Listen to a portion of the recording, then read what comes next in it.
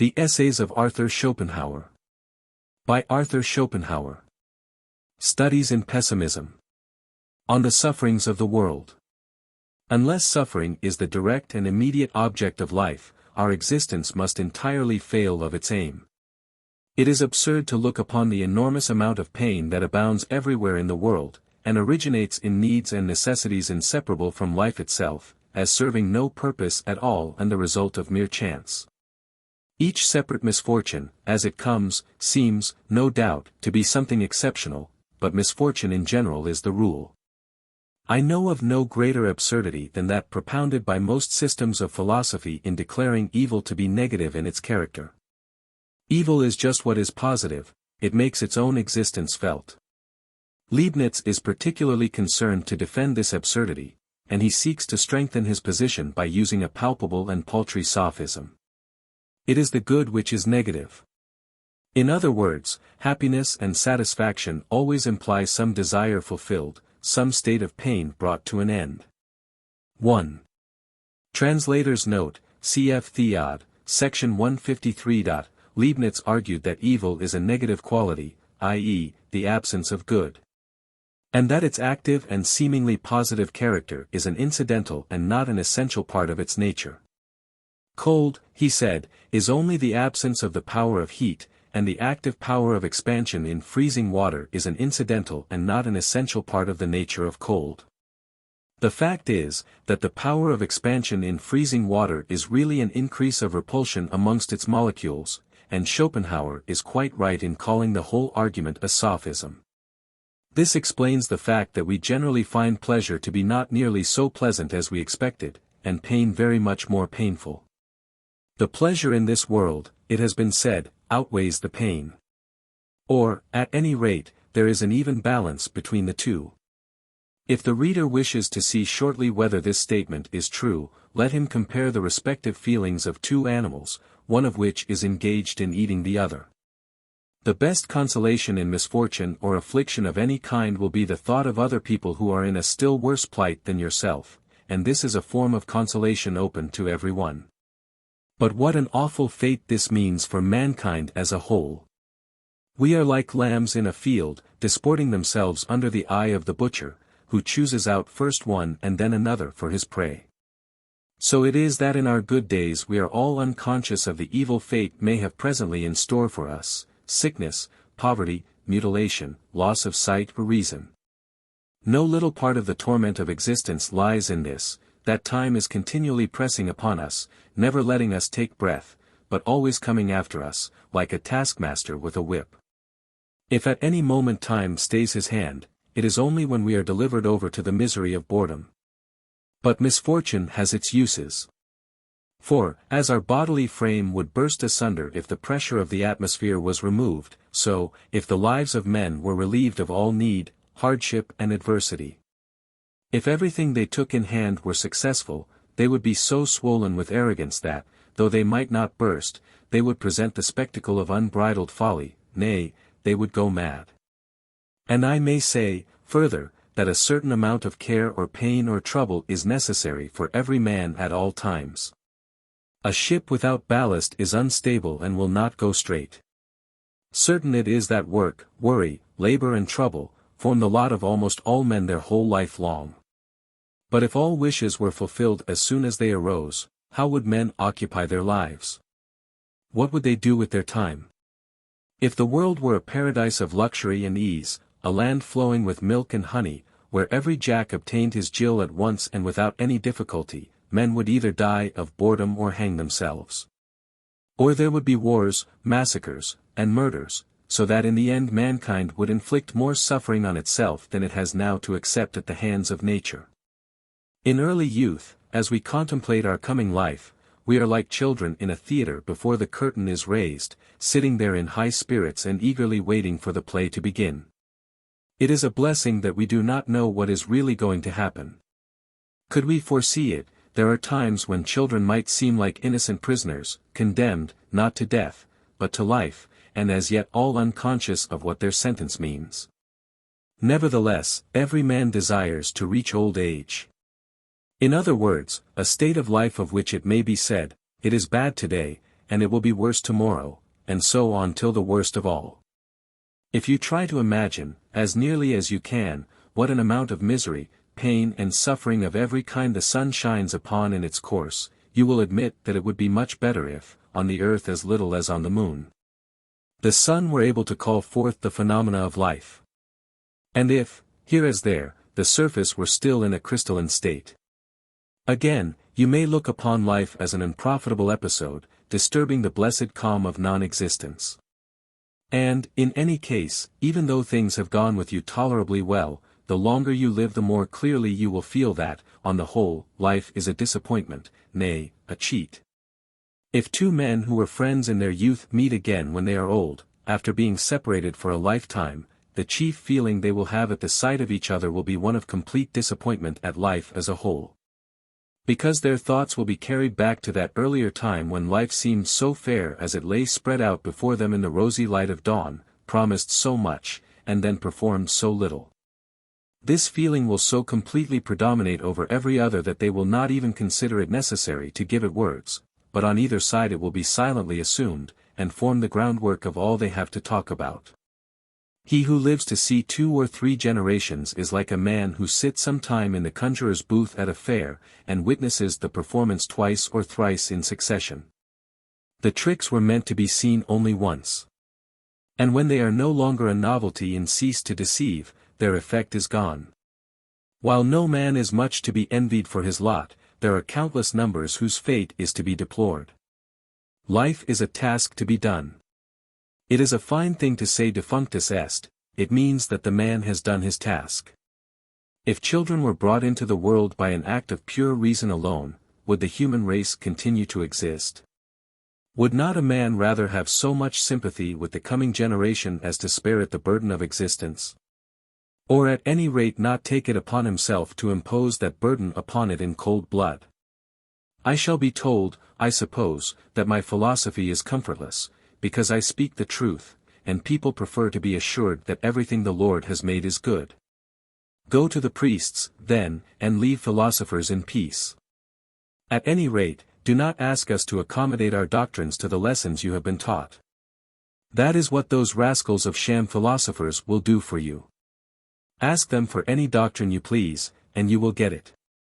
Your university professors are bound to preach optimism, and it is an easy and agreeable task to upset their theories.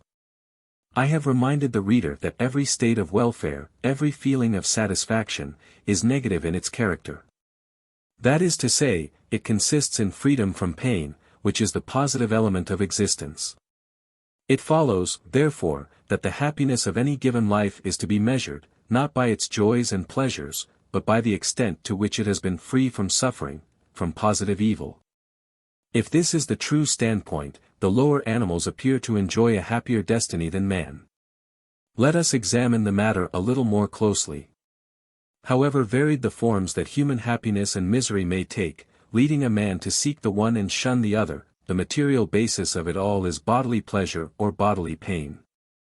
This basis is very restricted, it is simply health, food, protection from wet and cold, the satisfaction of the sexual instinct, or else the absence of these things.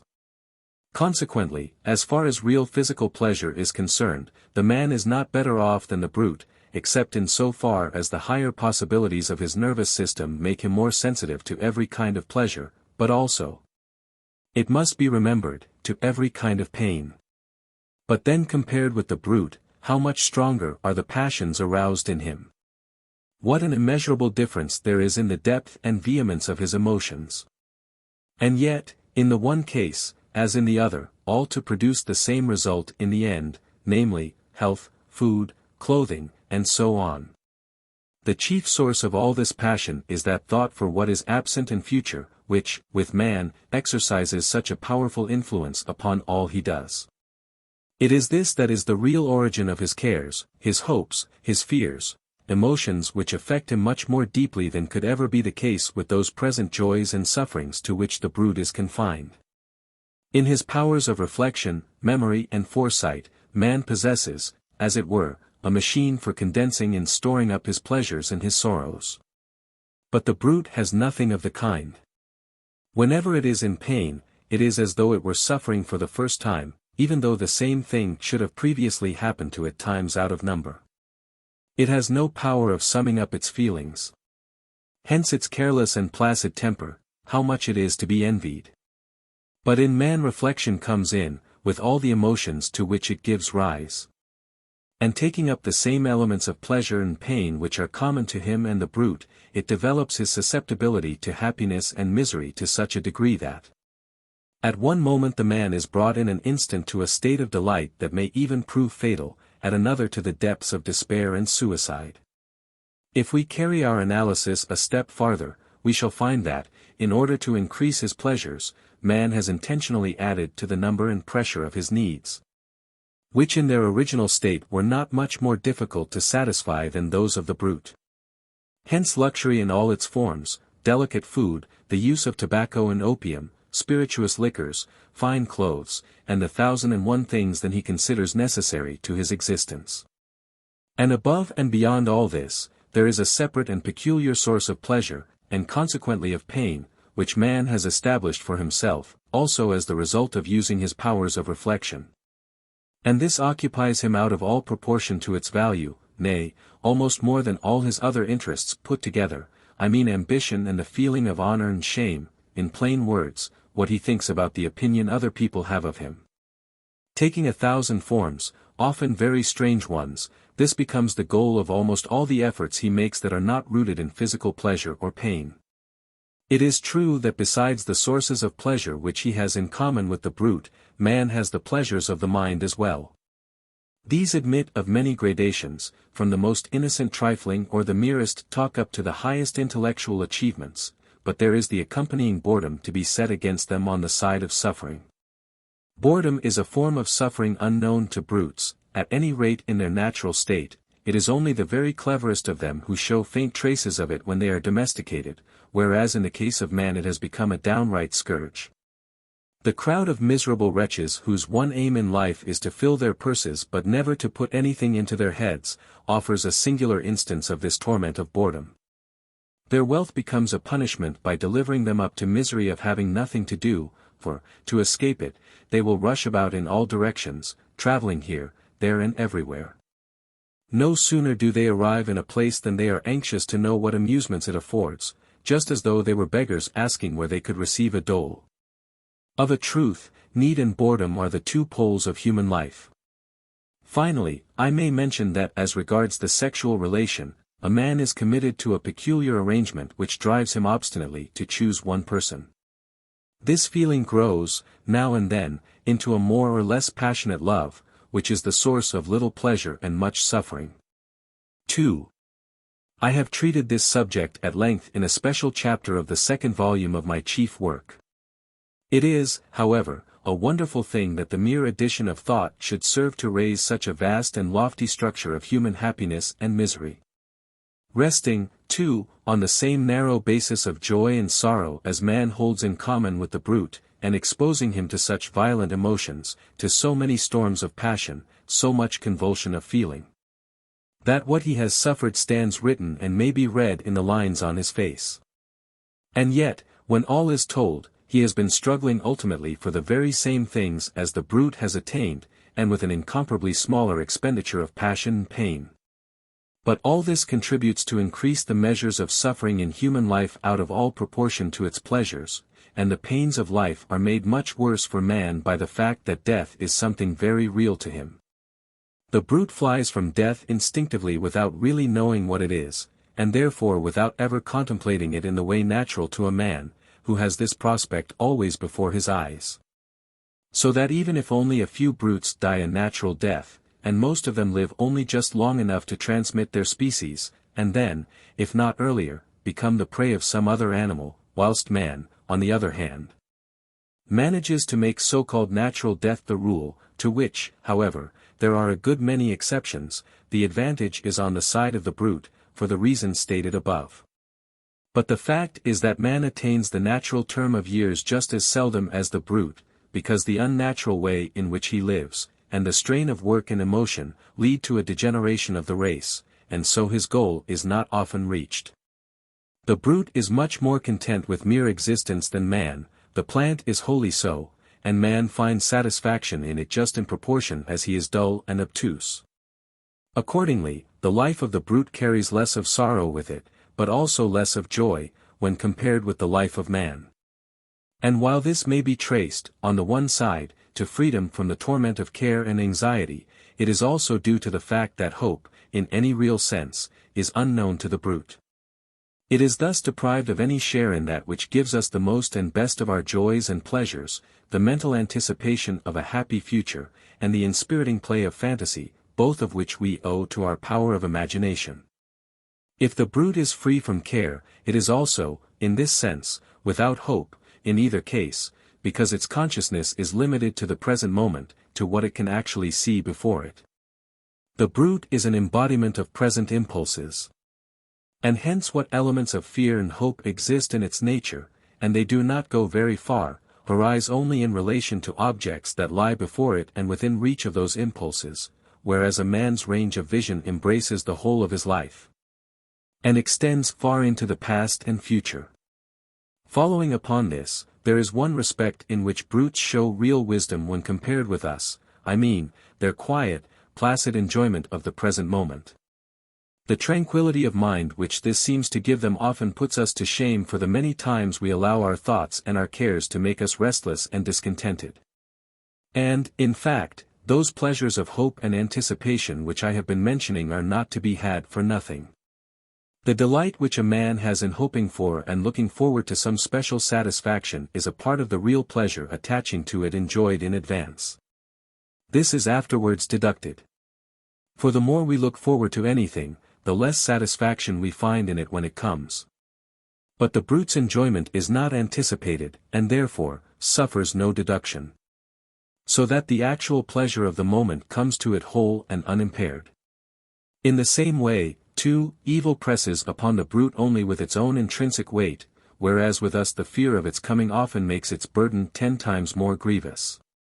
It is just this characteristic way in which the brute gives itself up entirely to the present moment that contributes so much to the delight we take in our domestic pets.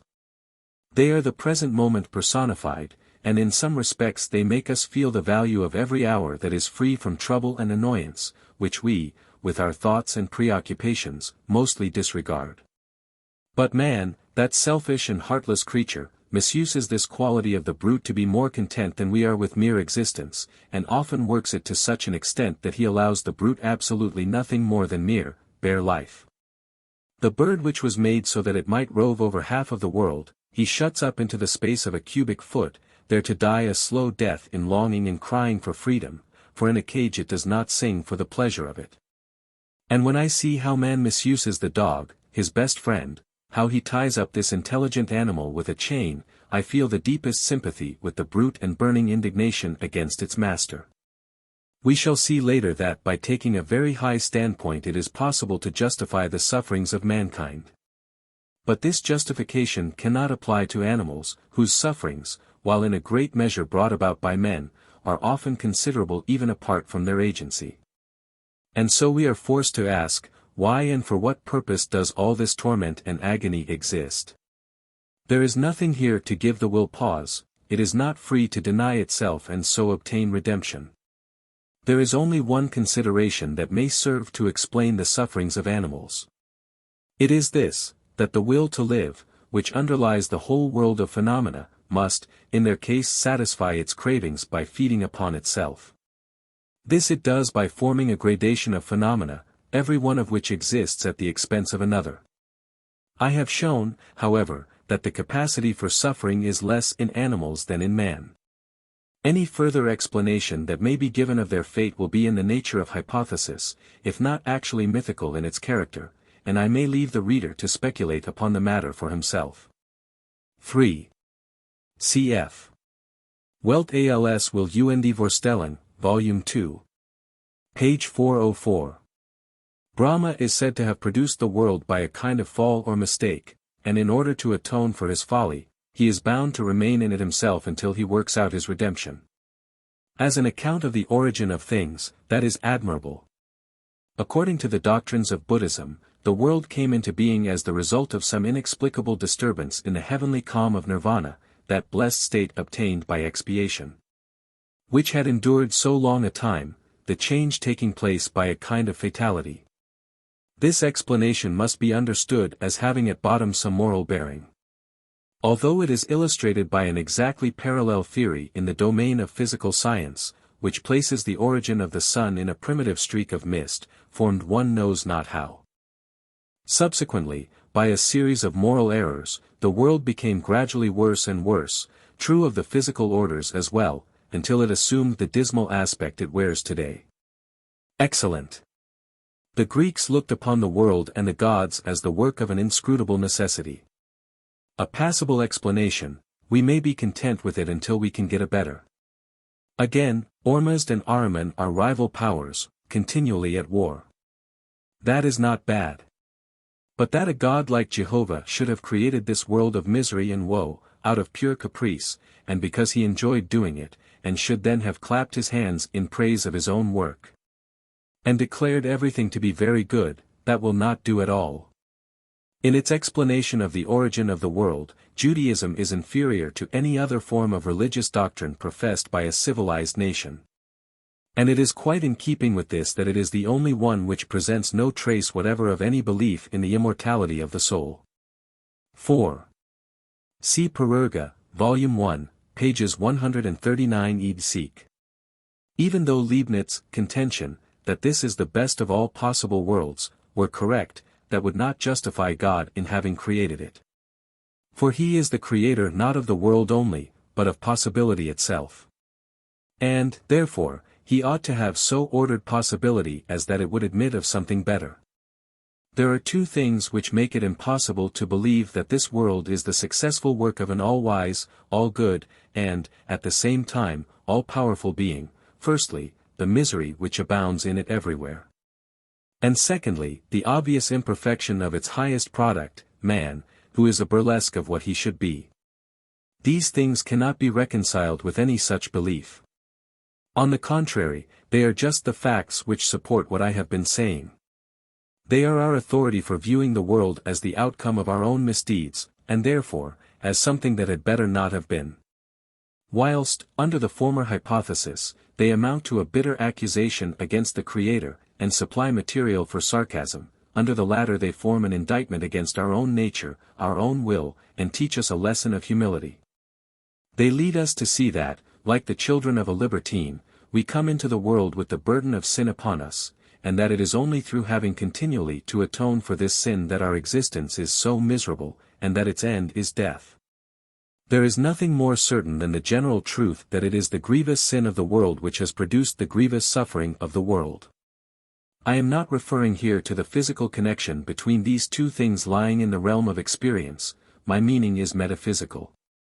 Accordingly, the sole thing that reconciles me to the Old Testament is the story of the fall. In my eyes, it is the only metaphysical truth in that book, even though it appears in the form of an allegory. There seems to me no better explanation of our existence than that it is the result of some false step, some sin of which we are paying the penalty. I cannot refrain from recommending the thoughtful reader a popular, but at the same time, profound treatise on this subject by Claudius which exhibits the essentially pessimistic spirit of Christianity. It is entitled, Cursed is the Ground for Thy Sake. 5. Translators note that, Matthias Claudius, 1740–1815, a popular poet, and friend of Klopstock, Herder, and Lessing. He edited the Wansbecker Boat, in the fourth part of which appeared the treatise mentioned above. He generally wrote under the pseudonym of Asmus, and Schopenhauer often refers to him by this name. Between the ethics of the Greeks and the ethics of the Hindus, there is a glaring contrast.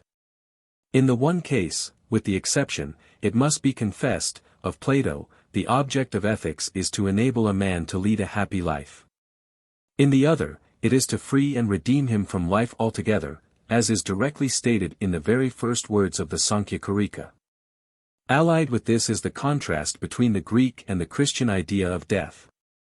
It is strikingly presented in a visible form on a fine antique sarcophagus in the Gallery of Florence, which exhibits, in relief, the whole series of ceremonies attending a wedding in ancient times. From the formal offer to the evening when Hymen's torch lights the happy couple home. Compare with that the Christian coffin, draped in mournful black and surmounted with a crucifix. How much significance there is in these two ways of finding comfort in death. They are opposed to each other, but each is right. The one points to the affirmation of the will to live, which remains sure of life for all time, however rapidly its forms may change. The other, in the symbol of suffering and death, points to the denial of the will to live, to redemption from this world, the domain of death and devil. And in the question between the affirmation and the denial of the will to live, Christianity is in the last resort right.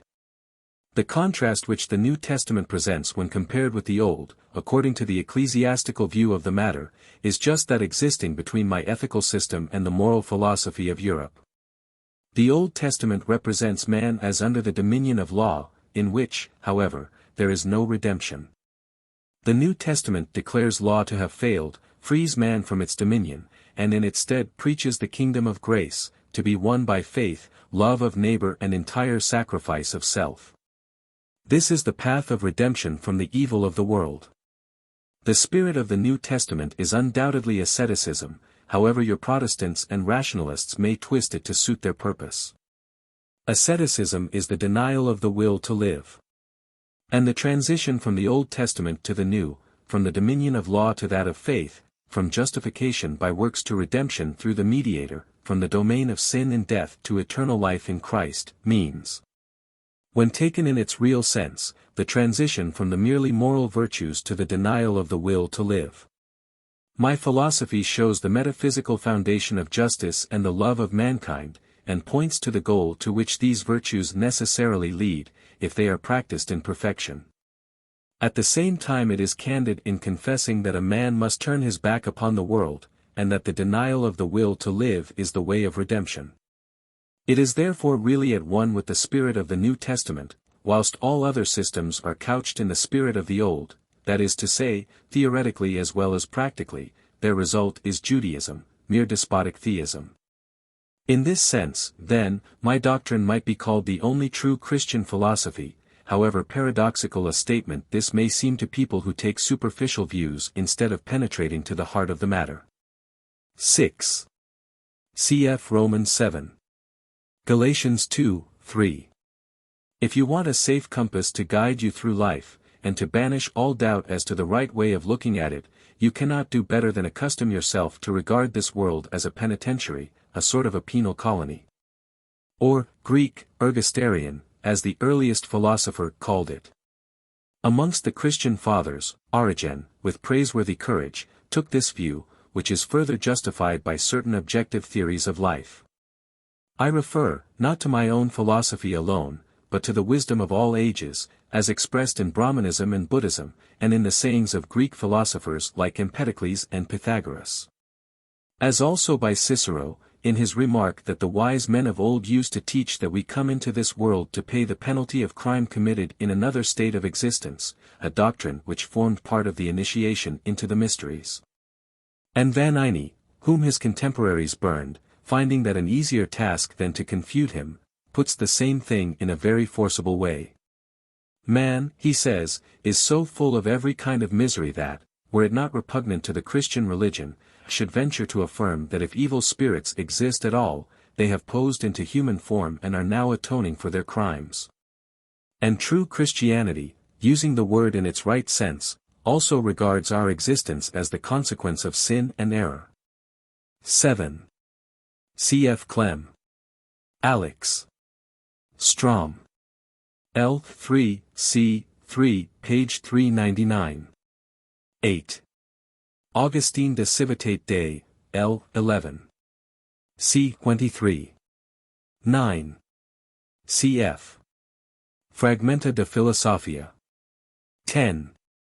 De Admirandis Naturae Arcanis, Dial L. page 35. If you accustom yourself to this view of life you will regulate your expectations accordingly, and cease to look upon all its disagreeable incidents, great and small, its sufferings, its worries, its misery, as anything unusual or irregular. Nay, you will find that everything is as it should be, in a world where each of us pays the penalty of existence in his own peculiar way. Amongst the evils of a penal colony is the society of those who form it. And if the reader is worthy of better company, he will need no words from me to remind him of what he has to put up with at present. If he has a soul above the common, or if he is a man of genius, he will occasionally feel like some noble prisoner of state, condemned to work in the galleys with common criminals, and he will follow his example and try to isolate himself. In general, however, it should be said that this view of life will enable us to contemplate the so-called imperfections of the great majority of men, their moral and intellectual deficiencies and the resulting base type of countenance.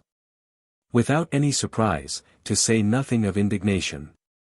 For we shall never cease to reflect where we are, and that the men about us are beings conceived and born in sin, and living to atone for it.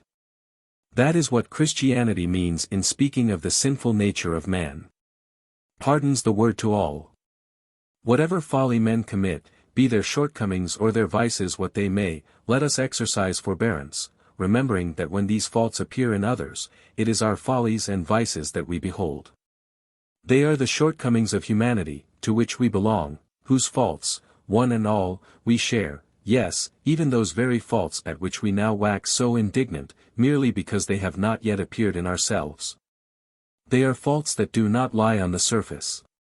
But they exist down there in the depths of our nature, and should anything call them forth, they will come and show themselves, just as we now see them in others.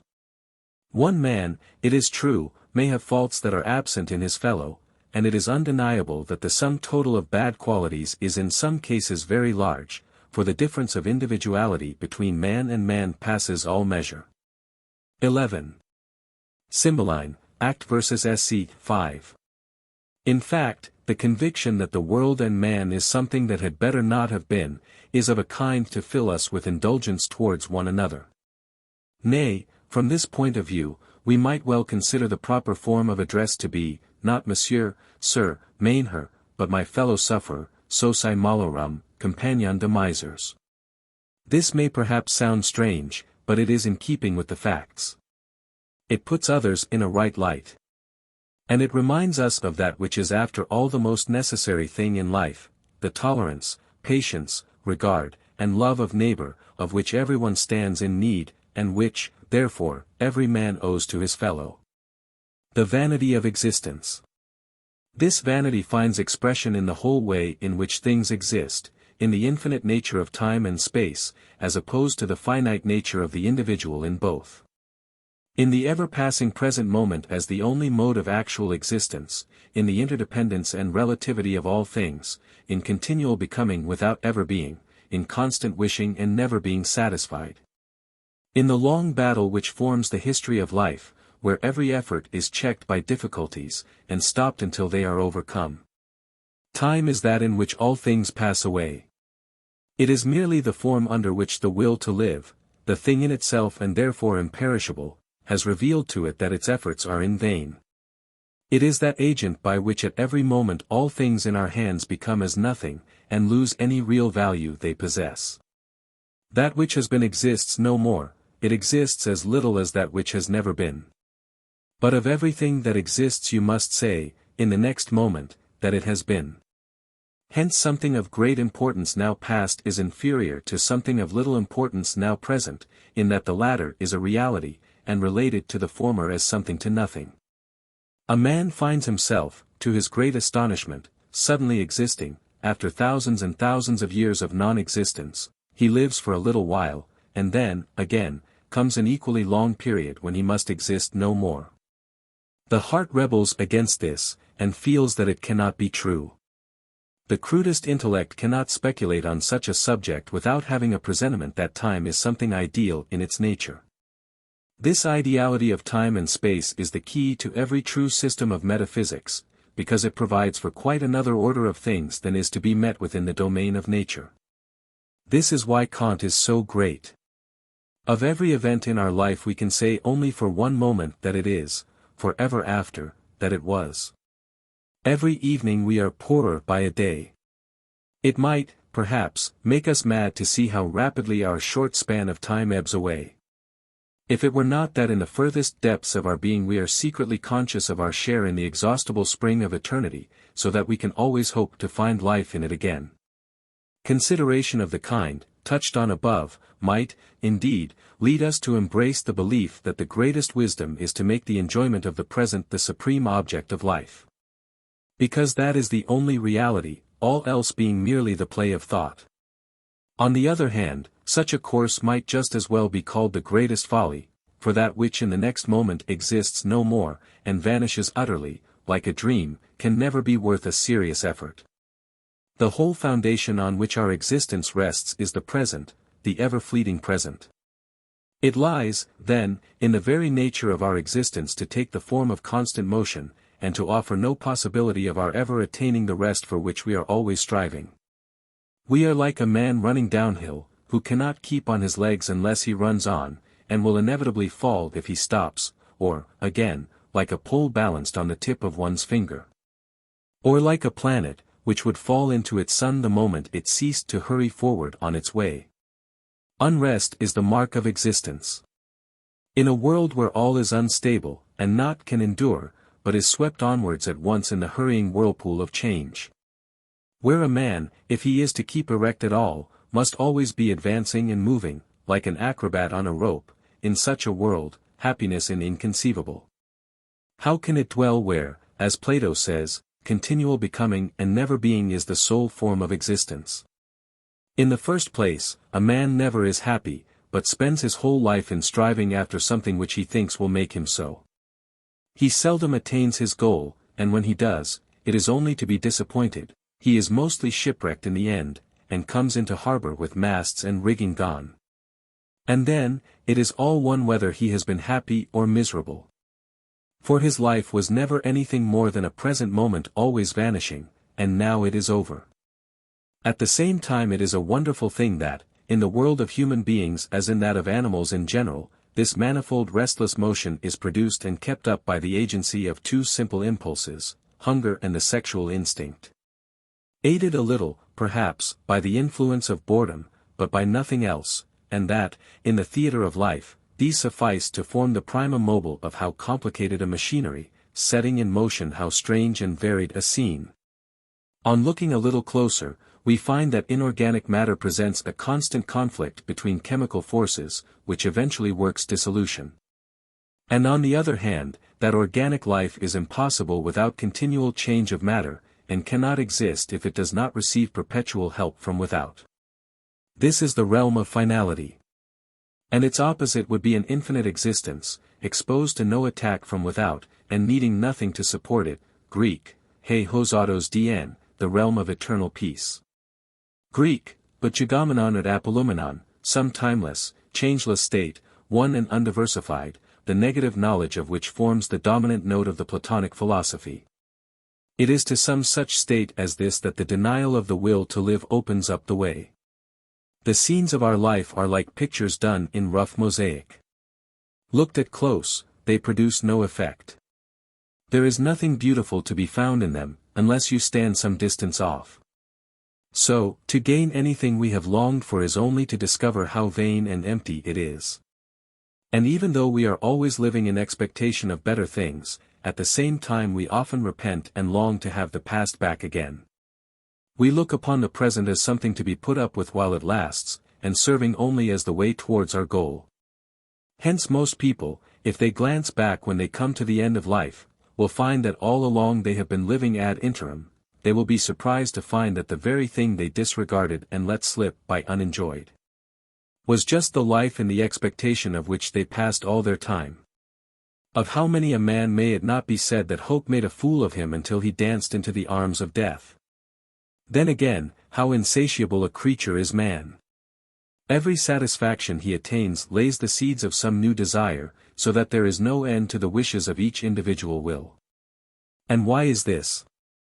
The real reason is simply that, taken in itself, will is the Lord of all worlds, everything belongs to it, and therefore no one single thing can ever give it satisfaction, but only the whole, which is endless. For all that, it must rouse our sympathy to think how very little the will, this Lord of the world, really gets when it takes the form of an individual, usually only just enough to keep the body together. This is why man is so very miserable. Life presents itself chiefly as a task, the task, of subsisting at all, Gagner S.A.V. If this is accomplished, life is a burden, and then there comes the second task of doing something with that which has been won, of warding off boredom, which, like a bird of prey, hovers over us, ready to fall wherever it sees a life secure from need. The first task is to win something, the second, to banish the feeling that it has been won, otherwise it is a burden. Human life must be some kind of mistake.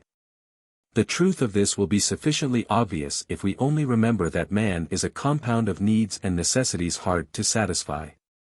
And that even when they are satisfied, all he obtains is a state of painlessness, where nothing remains to him but abandonment to boredom.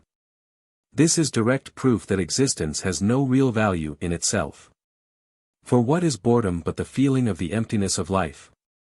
If life, the craving for which is the very essence of our being, were possessed of any positive intrinsic value, there would be no such thing as boredom at all, mere existence would satisfy us in itself, and we should want for nothing. But as it is, we take no delight in existence except when we are struggling for something, and then distance and difficulties to be overcome make our goal look as though it would satisfy us, an illusion which vanishes when we reach it. Or else when we are occupied with some purely intellectual interest, when in reality we have stepped forth from life to look upon it from the outside, much after the manner of spectators at a play. And even sensual pleasure itself means nothing but a struggle and aspiration, ceasing the moment its aim is attained. Whenever we are not occupied in one of these ways, but cast upon existence itself, its vain and worthless nature is brought home to us, and this is what we mean by boredom. The hankering after what is strange and uncommon, an innate and ineradicable tendency of human nature, shows how glad we are at any interruption of that natural course of affairs which is so very tedious. That this most perfect manifestation of the will to live, the human organism, with the cunning and complex working of its machinery, must fall to dust and yield up itself and all its strivings to extinction, this is the naive way in which nature, who is always so true and sincere in what she says, proclaims the whole struggle of this will as in its very essence barren and unprofitable. Were it of any value in itself, anything unconditioned and absolute, it could not thus end in mere nothing. If we turn from contemplating the world as a whole, and, in particular, the generations of men as they live their little hour of mock existence and then are swept away in rapid succession. If we turn from this, and look at life in its small details, as presented, say, in a comedy, how ridiculous it all seems. It is like a drop of water seen through a microscope, a single drop teeming with infusoria. Or a speck of cheese full of mites invisible to the naked eye. How we laugh as they bustle about so eagerly, and struggle with one another in so tiny a space. And whether here, or in the little span of human life, this terrible activity produces a comic effect. It is only in the microscope that our life looks so big. It is an indivisible point, drawn out and magnified by the powerful lenses of time and space. On suicide. As far as I know, none but the votaries of monotheistic, that is to say, Jewish religions, look upon suicide as a crime. This is all the more striking, inasmuch as neither in the Old or in the New Testament is there to be found any prohibition or positive disapproval of it. So that religious teachers are forced to base their condemnation of suicide on philosophical grounds of their own invention. These are so very bad that writers of this kind endeavor to make up for the weakness of their arguments by the strong terms in which they express their abhorrence of the practice, in other words, they declaim against it. They tell us that suicide is the greatest piece of cowardice, that only a madman could be guilty of it, and other insipidities of the same kind, or else they make the nonsensical remark that suicide is wrong. When it is quite obvious that there is nothing in the world to which every man has a more unassailable title than to his own life and person. Suicide, as I have said, is actually accounted a crime. And a crime which, especially under the vulgar bigotry that prevails in England, is followed by an ignominious burial and the seizure of the man's property. And for that reason, in a case of suicide, the jury almost always brings in a verdict of insanity. Now let the reader's own moral feelings decide as to whether or not suicide is a criminal act. Think of the impression that would be made upon you by the news that someone you know had committed the crime, say, of murder or theft, or been guilty of some act of cruelty or deception. And compare it with your feelings when you hear that he has met a voluntary death. While in the one case a lively sense of indignation and extreme resentment will be aroused, and you will call loudly for punishment or revenge, in the other you will be moved to grief and sympathy.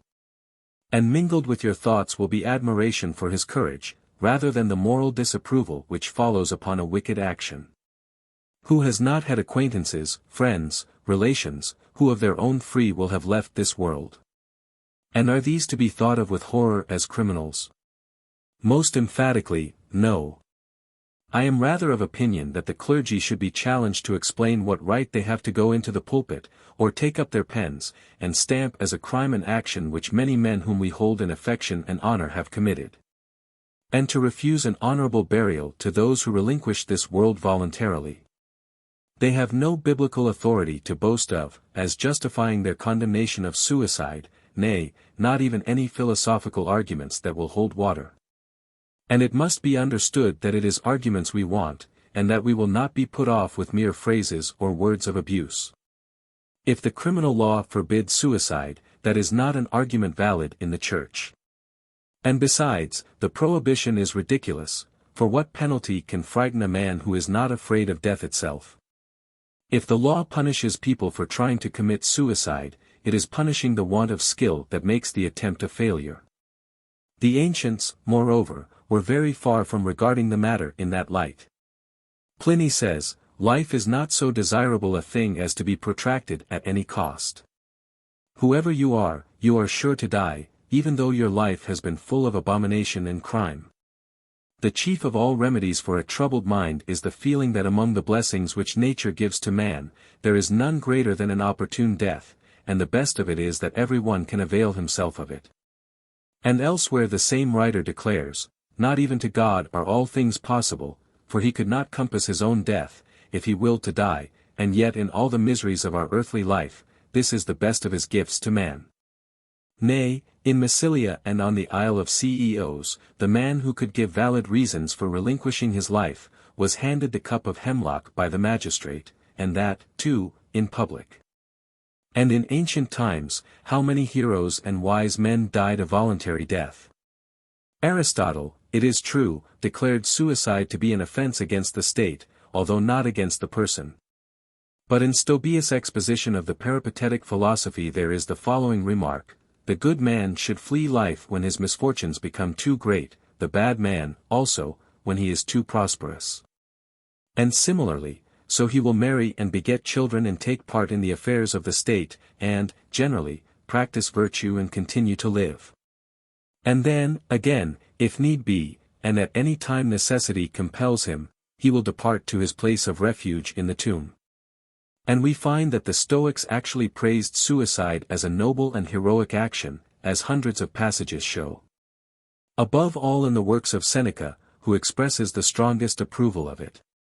As is well known, the Hindus look upon suicide as a religious act, especially when it takes the form of self-immolation by widows. But also when it consists in casting oneself under the wheels of the chariot of the god at Juggernaut, or being eaten by crocodiles in the Ganges, or being drowned in the holy tanks in the temples, and so on. The same thing occurs on the stage, that mirror of life. For example, in L'Orphelin de la Chine, a celebrated Chinese play, almost all the noble characters end by suicide. Without the slightest hint anywhere, or any impression being produced on the spectator, that they are committing a crime. And in our own theatre it is much the same. Palmyra, for instance, in Mahomet, or Mortimer in Maria Stuart, Othello, Countess Tersky. Is Hamlet's monologue the meditation of a criminal? He merely declares that if we had any certainty of being annihilated by it, death would be infinitely preferable to the world as it is. But there lies the rub. 12. History Nat Lib 28, 1. 13. Locke Cit Lib 2. C. 7. 14. 3 Valerius Maximus, Hist. Lib 2, c. 6, section 788. Heraclides Ponticus, Fragmenta de Rebus Publicis, 9. Alieni Verii Historiae, 3, 37. Strabo, lib x, c. 5, 6. 15. Ethnicom, v. 15. 16. Stobaeus. ECL. F. 2, c. 7, pages 286, 312. 17. Traduit par Street Julian, 1834. 18. Translator's note. Palmyra, a female slave in Goethe's play of Mahomet. Mortimer, a would-be lover and rescuer of Mary in Schiller's Maria Stuart. Countess Terzky, a leading character in Schiller's Wallenstein's Tod. The reasons advanced against suicide by the clergy of monotheistic, that is to say, Jewish religions, and by those philosophers who adapt themselves thereto, are weak sophisms which can easily be refuted. The most thoroughgoing refutation of them is given by Hume in his essay on suicide. This did not appear until after his death, when it was immediately suppressed, owing to the scandalous bigotry and outrageous ecclesiastical tyranny that prevailed in England. And hence only a very few copies of it were sold under cover of secrecy and at a high price. This and another treatise by that great man have come to us from Ball, and we may be thankful for the reprint. It is a great disgrace to the English nation that a purely philosophical treatise, which, proceeding from one of the first thinkers and writers in England, aimed at refuting the current arguments against suicide by the light of cold reason, should be forced to sneak about in that country, as though it were some rascally production, until at last it found refuge on the continent. At the same time it shows what a good conscience the Church has in such matters. 19. See my treatise on the foundation of morals, section 5. 20. Essays on Suicide and the Immortality of the Soul, by the late David Hume, Ball, 1799, sold by James Decker. In my chief work I have explained the only valid reason existing against suicide on the score of mortality. It is this, that suicide thwarts the attainment of the highest moral aim by the fact that, for a real release from this world of misery, it substitutes one that is merely apparent. But from a mistake to a crime is a far cry. And it is as a crime that the clergy of Christendom wish us to regard suicide. The inmost kernel of Christianity is the truth that suffering, the cross, is the real end and object of life. Hence Christianity condemns suicide as thwarting this end. Whilst the ancient world, taking a lower point of view, held it in approval, nay, in honor. But if that is to be accounted a valid reason against suicide, it involves the recognition of asceticism. That is to say, it is valid only from a much higher ethical standpoint than has ever been adopted by moral philosophers in Europe. If we abandon that high standpoint, there is no tenable reason left, on the score of morality, for condemning suicide. The extraordinary energy and zeal with which the clergy of monotheistic religions attack suicide is not supported either by any passages in the Bible or by any considerations of weight. So that it looks as though they must have some secret reason for their contention. May it not be this, that the voluntary surrender of life is a bad compliment for him who said that all things were very good? If this is so, it offers another instance of the crass optimism of these religions, denouncing suicide to escape being denounced by it. 21. Translator's note. Schopenhauer refers to Die Welt als will und Vorstellung, Volume 1. Section 69, where the reader may find the same argument stated at somewhat greater length. According to Schopenhauer, moral freedom, the highest ethical aim, is to be obtained only by a denial of the will to live. Far from being a denial, suicide is an emphatic assertion of this will. For it is in fleeing from the pleasures, not from the sufferings of life, that this denial consists. When a man destroys his existence as an individual, he is not by any means destroying his will to live. On the contrary, he would like to live if he could do so with satisfaction to himself. If he could assert his will against the power of circumstance, but circumstance is too strong for him. It will generally be found that, as soon as the terrors of life reach the point at which they outweigh the terrors of death, a man will put an end to his life. But the terrors of death offer considerable resistance. They stand like a sentinel at the gate leading out of this world. Perhaps there is no man alive who would not have already put an end to his life, if this end had been of a purely negative character, a sudden stoppage of existence. There is something positive about it, it is the destruction of the body, and a man shrinks from that, because his body is the manifestation of the will to live. However, the struggle with that sentinel is, as a rule, not so hard as it may seem from a long way off, mainly in consequence of the antagonism between the ills of the body and the ills of the mind. If we are in great bodily pain, or the pain lasts a long time, we become indifferent to other troubles, all we think about is to get well. In the same way great mental suffering makes us insensible to bodily pain, we despise it. Nay, if it should outweigh the other, it distracts our thoughts, and we welcome it as a pause in mental suffering. It is this feeling that makes suicide easy. For the bodily pain that accompanies it loses all significance in the eyes of one who is tortured by an excess of mental suffering. This is especially evident in the case of those who are driven to suicide by some purely morbid and exaggerated ill humor. No special effort to overcome their feelings is necessary, nor do such people require to be worked up in order to take the step. But as soon as the keeper into whose charge they are given leaves them for a couple of minutes, they quickly bring their life to an end. When, in some dreadful and ghastly dream, we reach the moment of greatest horror, it awakes us, thereby banishing all the hideous shapes that were born of the night. And life is a dream, when the moment of greatest horror compels us to break it off, the same thing happens. Suicide may also be regarded as an experiment, a question which man puts to nature, trying to force her to an answer. The question is this: what change will death produce in a man's existence and in his insight into the nature of things? It is a clumsy experiment to make, for it involves the destruction of the very consciousness which puts the question and awaits the answer. Immortality, a dialogue. 22. Translator's note. The word immortality, Unsterblichkeit, does not occur in the original, nor would it, in its usual application, find a place in Schopenhauer's vocabulary. The word he uses is Unzerstörbarkeit, indestructibility. But I have preferred immortality, because that word is commonly associated with the subject touched upon in this little debate.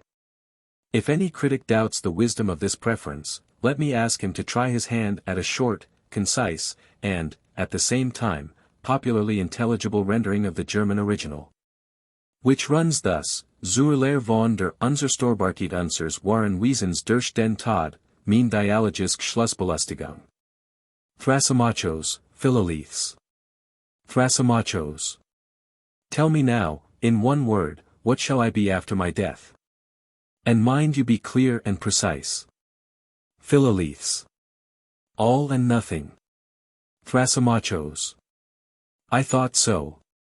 I gave you a problem, and you solve it by a contradiction. That's a very stale trick. Philoleths. Yes, but you raise transcendental questions, and you expect me to answer them in language that is only made for immanent knowledge. It's no wonder that a contradiction ensues.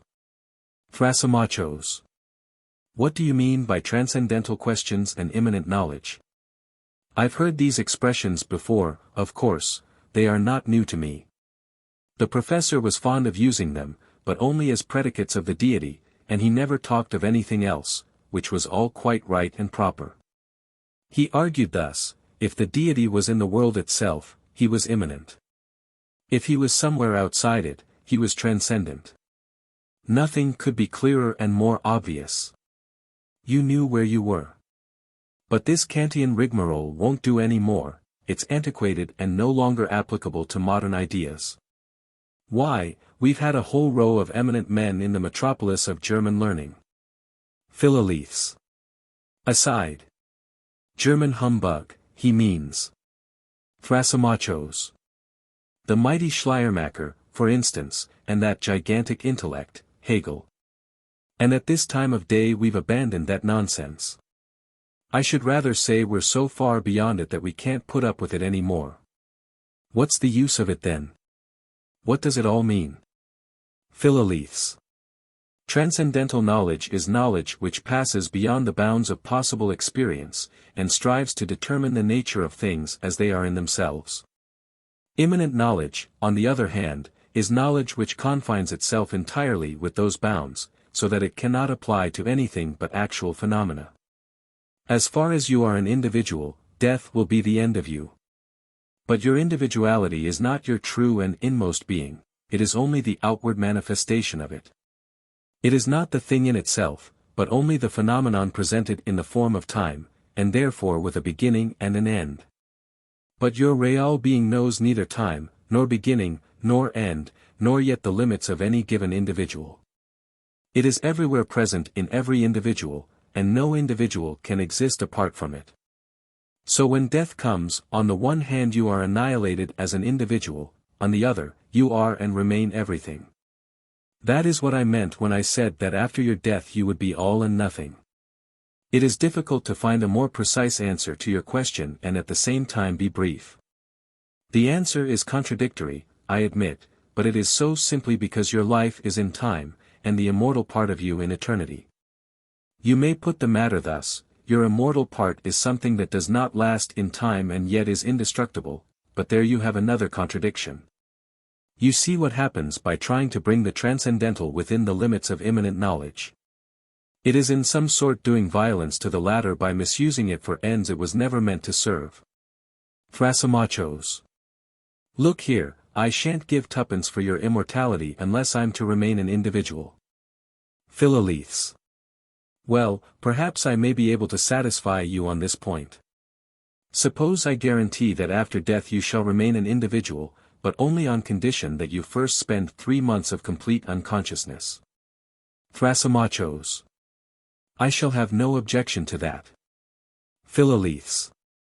But remember, if people are completely unconscious, they take no account of time. So, when you are dead, it's all the same to you whether 3 months pass in the world of consciousness, or 10,000 years.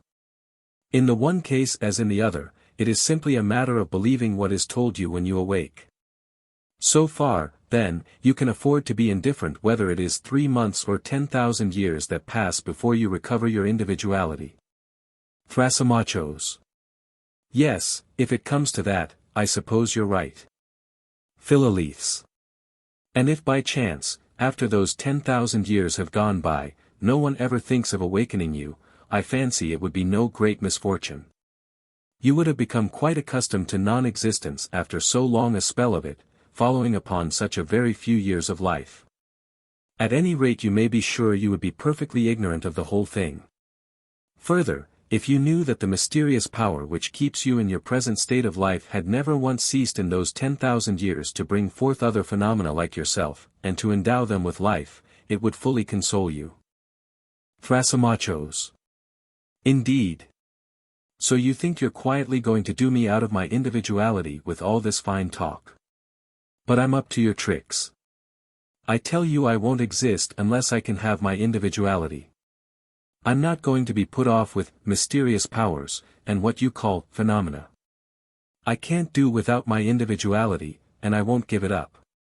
Philoliths. You mean, I suppose, that your individuality is such a delightful thing, so splendid, so perfect, and beyond compare, that you can't imagine anything better. Aren't you ready to exchange your present state for one which, if we can judge by what is told us, may possibly be superior and more endurable? Thrasymachos. Don't you see that my individuality, be it what it may, is my very self? To me it is the most important thing in the world. For God is God and I am I. I want to exist, I. That's the main thing. I don't care about an existence which has to be proved to be mine, before I can believe it. Philoliths. Think what you're doing. When you say I want to exist, it is not you alone that says this. Everything says it, absolutely everything that has the faintest trace of consciousness.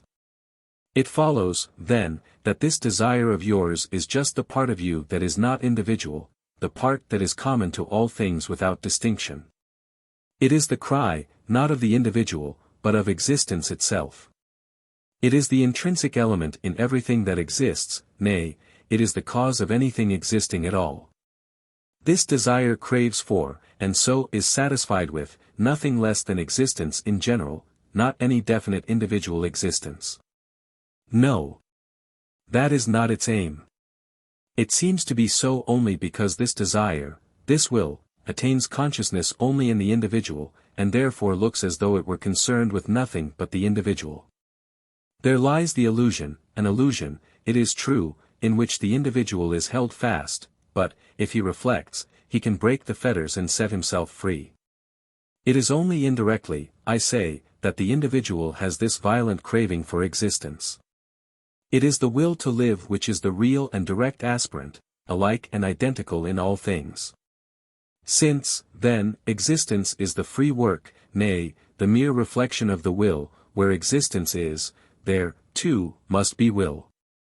And for the moment the will finds its satisfaction in existence itself, so far, I mean, as that which never rests, but presses forward eternally, can ever find any satisfaction at all. The will is careless of the individual is not its business, although, as I have said, this seems to be the case, because the individual has no direct consciousness of will except in himself. The effect of this is to make the individual careful to maintain his own existence, and if this were not so, there would be no surety for the preservation of the species. From all this it is clear that individuality is not a form of perfection, but rather of limitation, and so to be freed from it is not loss but gain. Trouble yourself no more about the matter. Once thoroughly recognize what you are, what your existence really is, namely, the universal will to live, and the whole question will seem to you childish, and most ridiculous. Thrasymachos. You're childish yourself and most ridiculous, like all philosophers. And if a man of my age lets himself in for a quarter of an hour's talk with such fools, it is only because it amuses me and passes the time. I've more important business to attend to, so goodbye.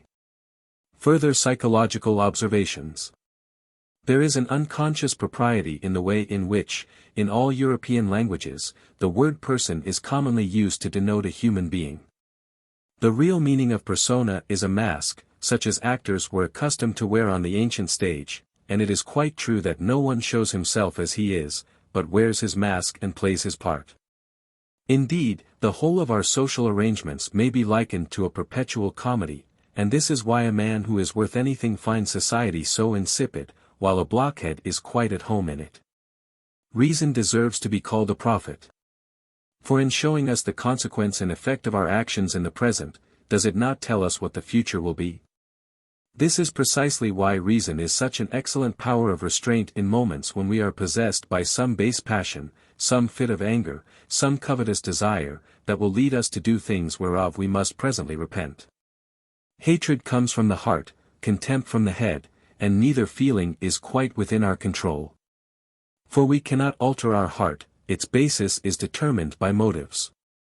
And our head deals with objective facts, and applies to them rules which are immutable. Any given individual is the union of a particular heart with a particular head. Hatred and contempt are diametrically opposed and mutually exclusive. There are even not a few cases where hatred of a person is rooted in nothing but forced esteem for his qualities. And besides, if a man sets out to hate all the miserable creatures he meets, he will not have much energy left for anything else. Whereas he can despise them, one and all, with the greatest ease. True, genuine contempt is just the reverse of true, genuine pride, it keeps quite quiet and gives no sign of its existence. For if a man shows that he despises you, he signifies at least this much regard for you, that he wants to let you know how little he appreciates you, and his wish is dictated by hatred, which cannot exist with real contempt. On the contrary, if it is genuine, it is simply the conviction that the object of it is a man of no value at all. Contempt is not incompatible with indulgent and kindly treatment, and for the sake of one's own peace and safety, this should not be omitted, it will prevent irritation, and there is no one who cannot do harm if he is roused to it. But if this pure, cold, sincere contempt ever shows itself, it will be met with the most truculent hatred, for the despised person is not in a position to fight contempt with its own weapons. Melancholy is a very different thing from bad humor, and of the two, it is not nearly so far removed from a gay and happy temperament. Melancholy attracts, while bad humor repels. Hypochondria is a species of torment which not only makes us unreasonably cross with the things of the present, not only fills us with groundless anxiety on the score of future misfortunes entirely of our own manufacture, but also leads to unmerited self-reproach for what we have done in the past. Hypochondria shows itself in a perpetual hunting after things that vex and annoy, and then brooding over them. The cause of it is an inward morbid discontent, often coexisting with a naturally restless temperament. In their extreme form, this discontent and this unrest lead to suicide. Any incident, however trivial, that rouses disagreeable emotion, leaves an after-effect in our mind, which for the time it lasts, prevents our taking a clear objective view of the things about us, and tinges all our thoughts, just as a small object held close to the eye limits and distorts our field of vision. What makes people hard-hearted is this, that each man has, or fancies he has, as much as he can bear in his own troubles. Hence, if a man suddenly finds himself in an unusually happy position, it will in most cases result in his being sympathetic and kind. But if he has never been in any other than a happy position, or this becomes his permanent state, the effect of it is often just the contrary, it so far removes him from suffering that he is incapable of feeling any more sympathy with it. So it is that the poor often show themselves more ready to help than the rich. At times it seems as though we both wanted and did not want the same thing, and felt at once glad and sorry about it. For instance, if on some fixed date we are going to be put to a decisive test about anything in which it would be a great advantage to us to come off victorious, we shall be anxious for it to take place at once. And at the same time we shall tremble at the thought of its approach. And if, in the meantime, we hear that, for once in a way, the date has been postponed, we shall experience a feeling both of pleasure and of annoyance, for the news is disappointing, but nevertheless it affords us momentary relief. It is just the same thing if we are expecting some important letter carrying a definite decision, and it fails to arrive. In such cases there are really two different motives at work in us. The stronger but more distant of the two being the desire to stand the test and to have the decision given in our favor. And the weaker, which touches us more nearly, the wish to be left for the present in peace and quiet, and accordingly in further enjoyment of the advantage which at any rate attaches to a state of hopeful uncertainty, compared with the possibility that the issue may be unfavorable. In my head there is a permanent opposition party. And whenever I take any step or come to any decision, though I may have given the matter mature consideration, it afterwards attacks what I have done, without, however, being each time necessarily in the right. This is, I suppose, only a form of rectification on the part of the spirit of scrutiny, but it often reproaches me when I do not deserve it. The same thing, no doubt, happens to many others as well. For where is the man who can help thinking that, after all, it were better not to have done something that he did with great deliberation? Quid tam dextro pedi concipis utte? Conatus non poenidiat votique per acti. Why is it that common is an expression of contempt? And that uncommon, extraordinary, distinguished, denote approbation? Why is everything that is common contemptible? Common in its original meaning denotes that which is peculiar to all men, i.e., shared equally by the whole species, and therefore an inherent part of its nature. Accordingly, if an individual possesses no qualities beyond those which attach to mankind in general, he is a common man. Ordinary is a much milder word, and refers rather to intellectual character, whereas common has more of a moral application. What value can a creature have that is not a whit different from millions of its kind? Millions, do I say? Nay, an infiniture of creatures which, century after century, in never-ending flow, nature sends bubbling up from her inexhaustible springs, as generous with them as the smith with the useless sparks that fly around his anvil. It is obviously quite right that a creature which has no qualities except those of the species, should have to confine its claim to an existence entirely within the limits of the species, and live a life conditioned by those limits. In various passages of my works, I have argued that whilst a lower animal possesses nothing more than the generic character of its species, man is the only being which can lay claim to possess an individual character. But in most men this individual character comes to very little in reality, and they may be almost all ranged under certain classes, ce sont a species.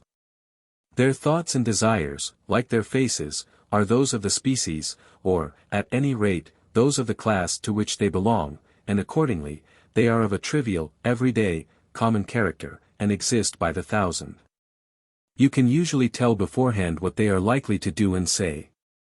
They have no special stamp or mark to distinguish them, they are like manufactured goods, all of a piece. 23. Grundproblem der Ethik, page 48. Welt als will und voorstellen, volume 1, page 338. If, then, their nature is merged in that of the species, how shall their existence go beyond it? The curse of vulgarity puts men on a par with the lower animals, by allowing them none but a generic nature, a generic form of existence. Anything that is high or great or noble, must then, as a matter of course, and by its very nature, stand alone in a world where no better expression can be found to denote what is base and contemptible than that which I have mentioned as in general use, namely, common. Will, as the thing in itself, is the foundation of all being, it is part and parcel of every creature, and the permanent element in everything.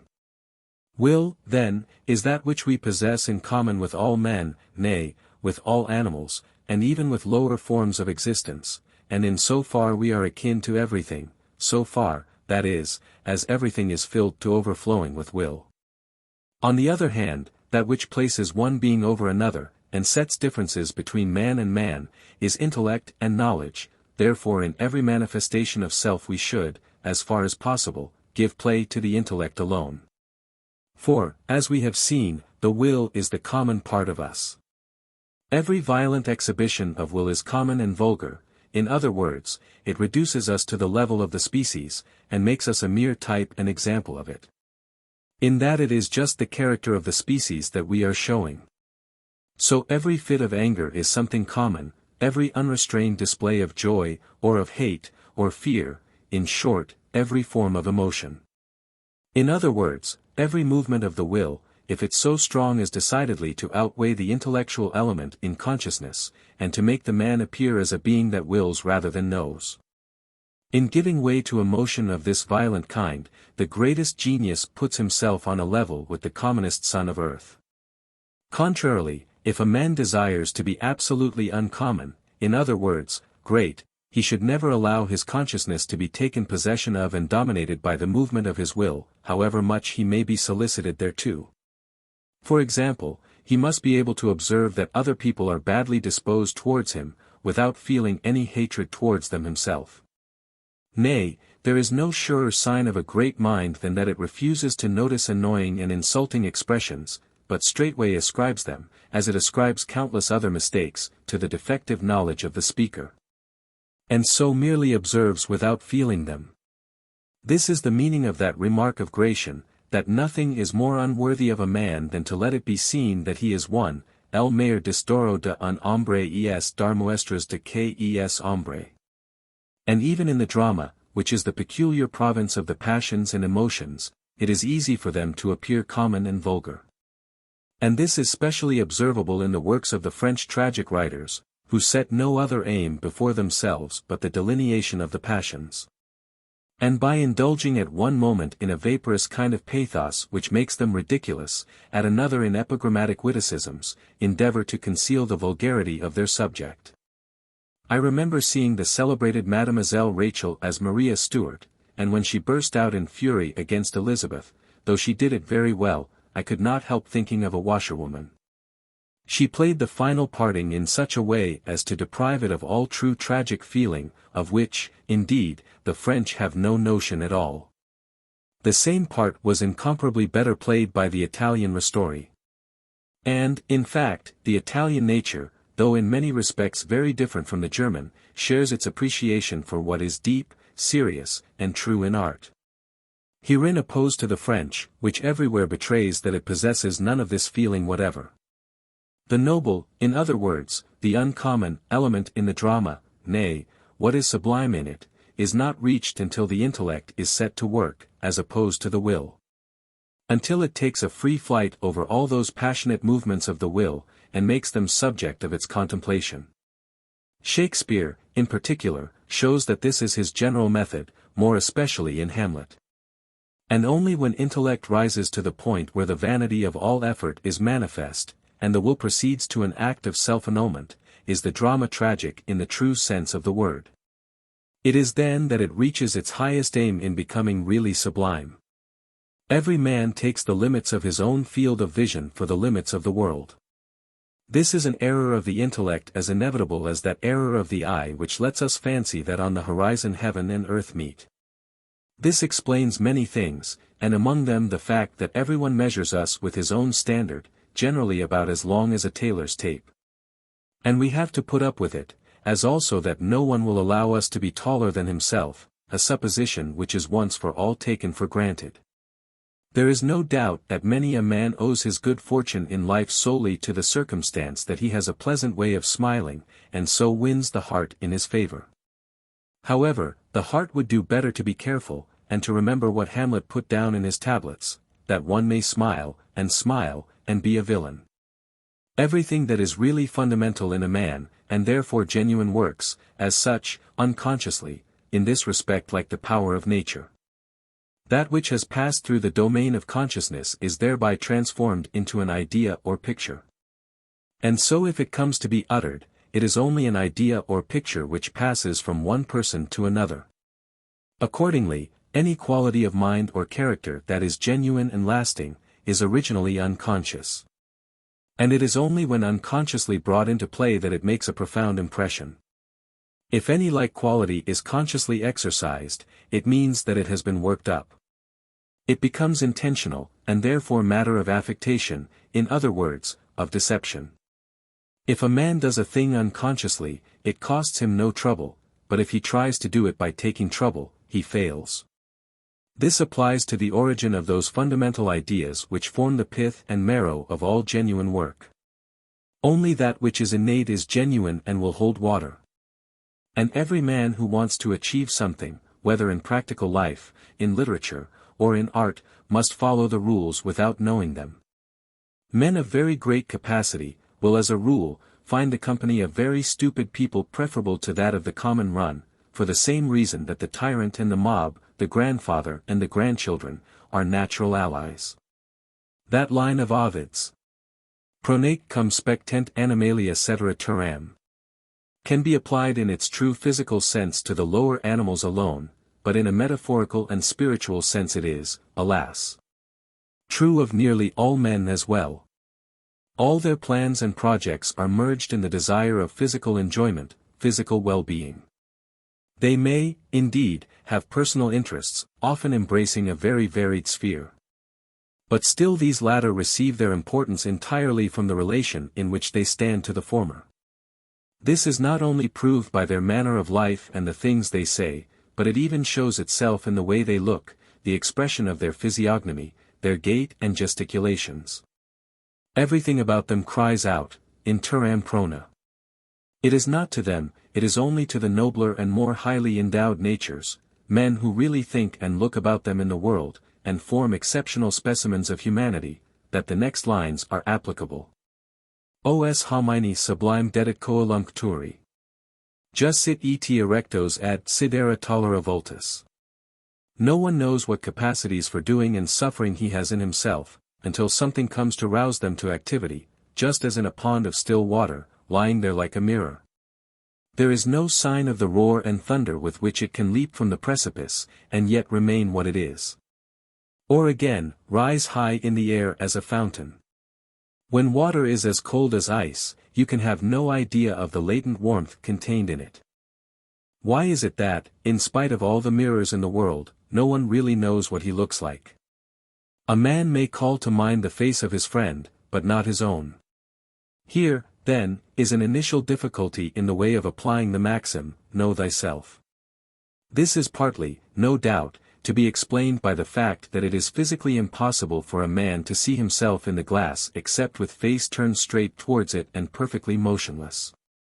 Where the expression of the eye, which counts for so much, and really gives its whole character to the face, is to a great extent lost.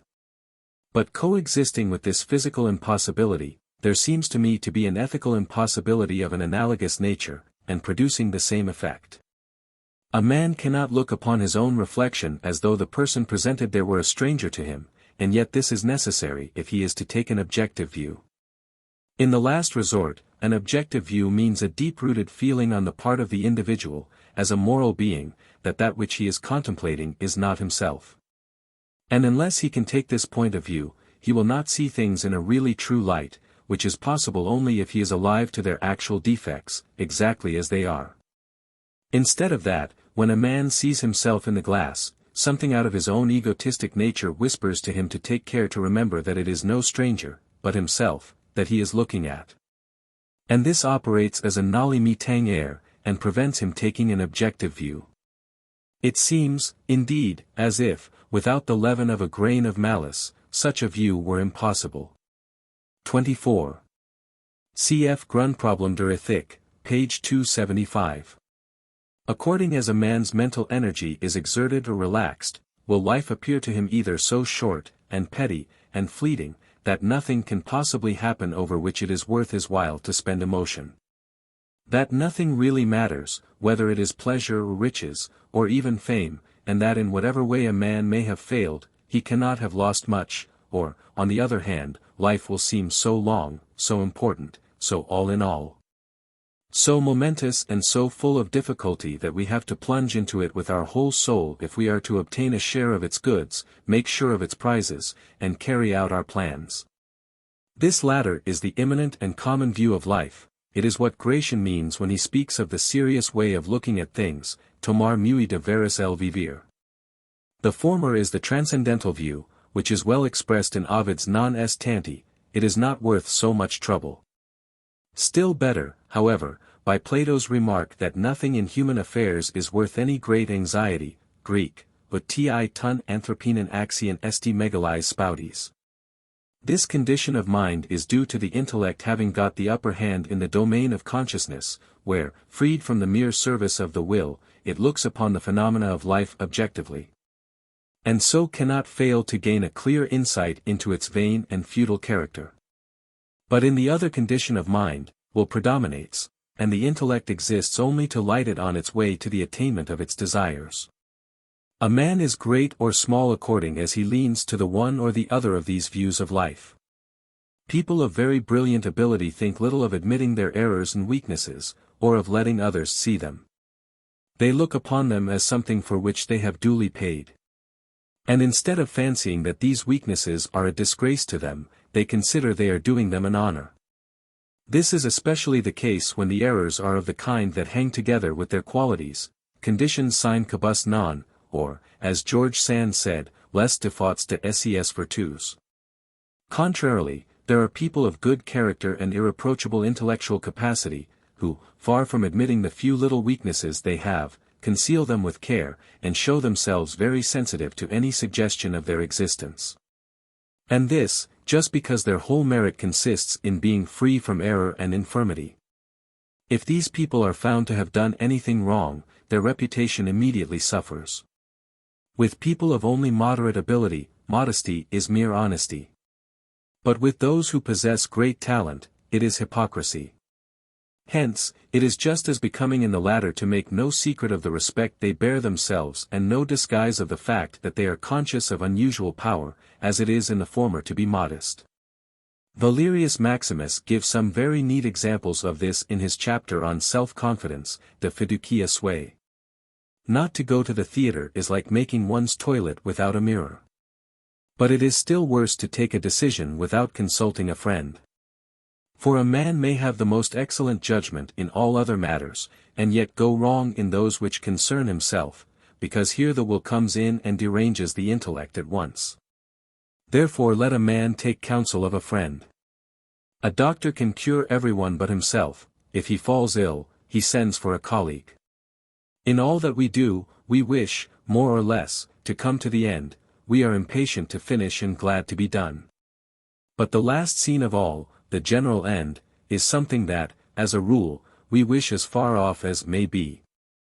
Every parting gives a foretaste of death, every coming together again a foretaste of the resurrection.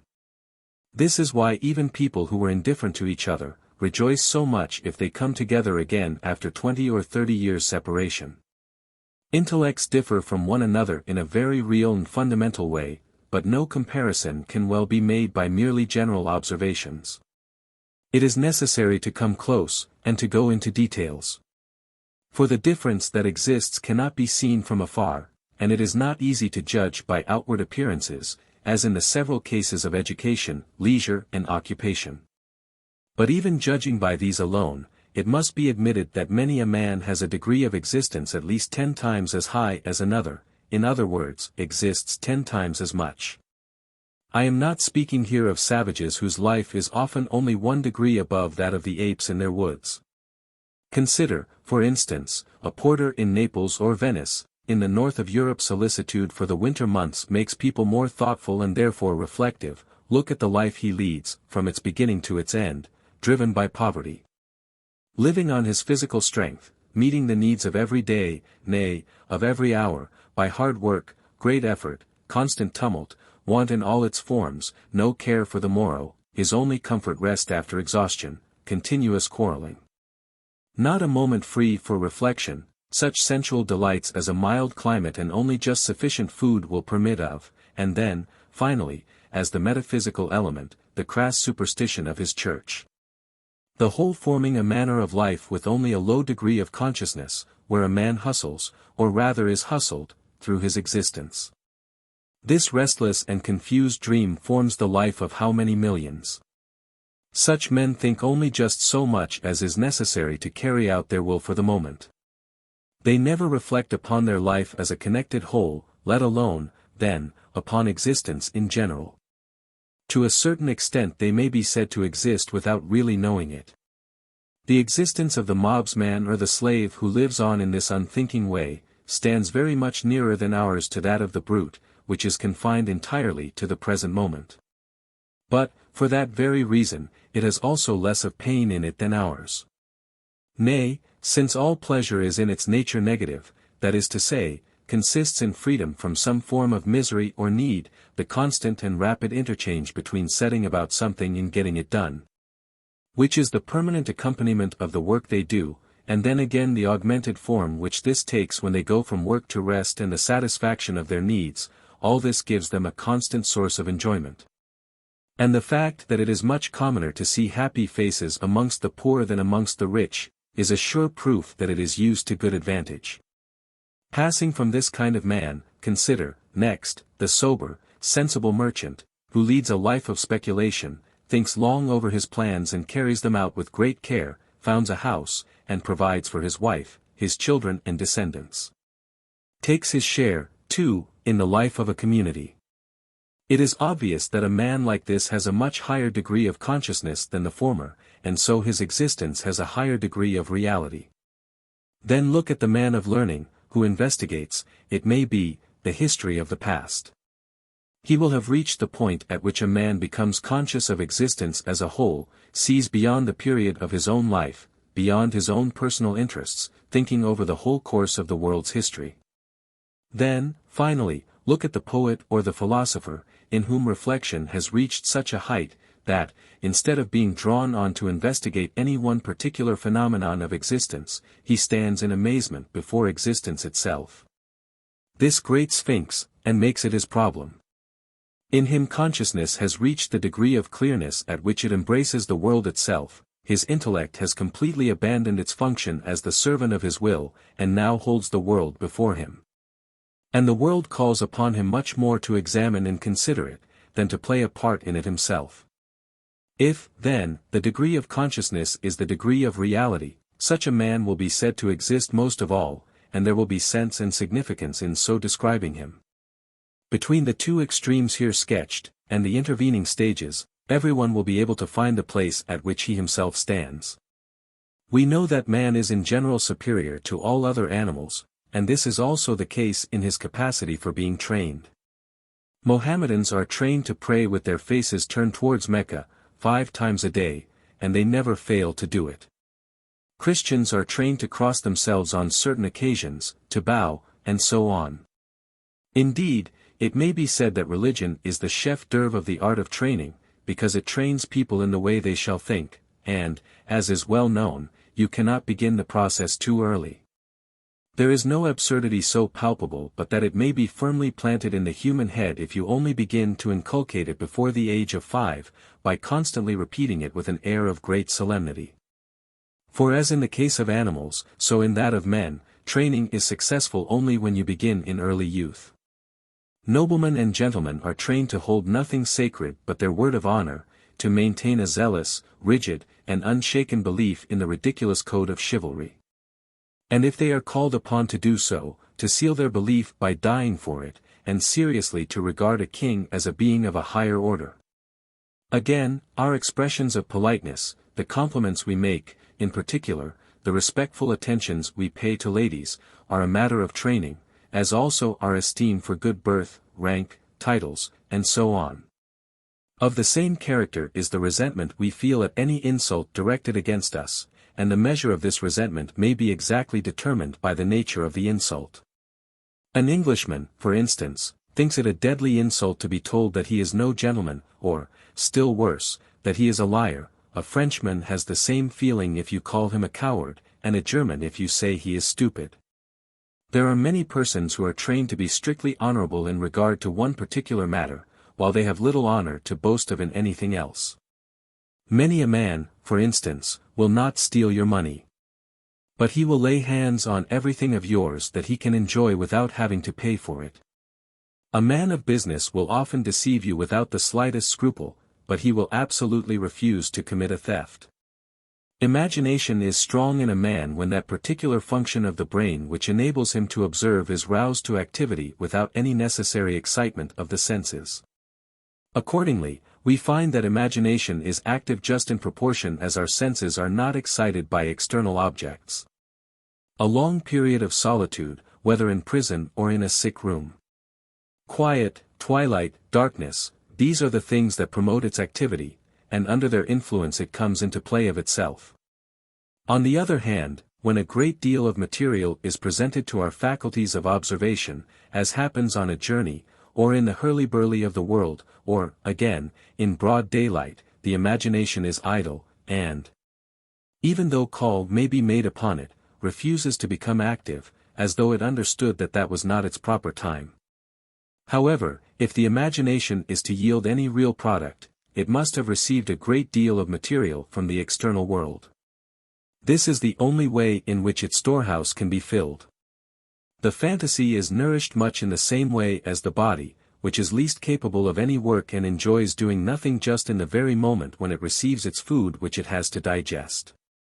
And yet it is to this very food that it owes the power which it afterwards puts forth at the right time. Opinion is like a pendulum and obeys the same law. If it goes past the center of gravity on one side, it must go a like distance on the other. And it is only after a certain time that it finds the true point at which it can remain at rest. By a process of contradiction, distance in space makes things look small, and therefore free from defect. This is why a landscape looks so much better in a contracting mirror or in a camera obscura, than it is in reality. The same effect is produced by distance in time.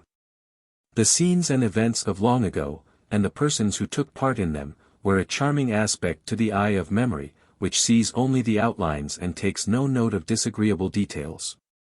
The present enjoys no such advantage, and so it always seems defective.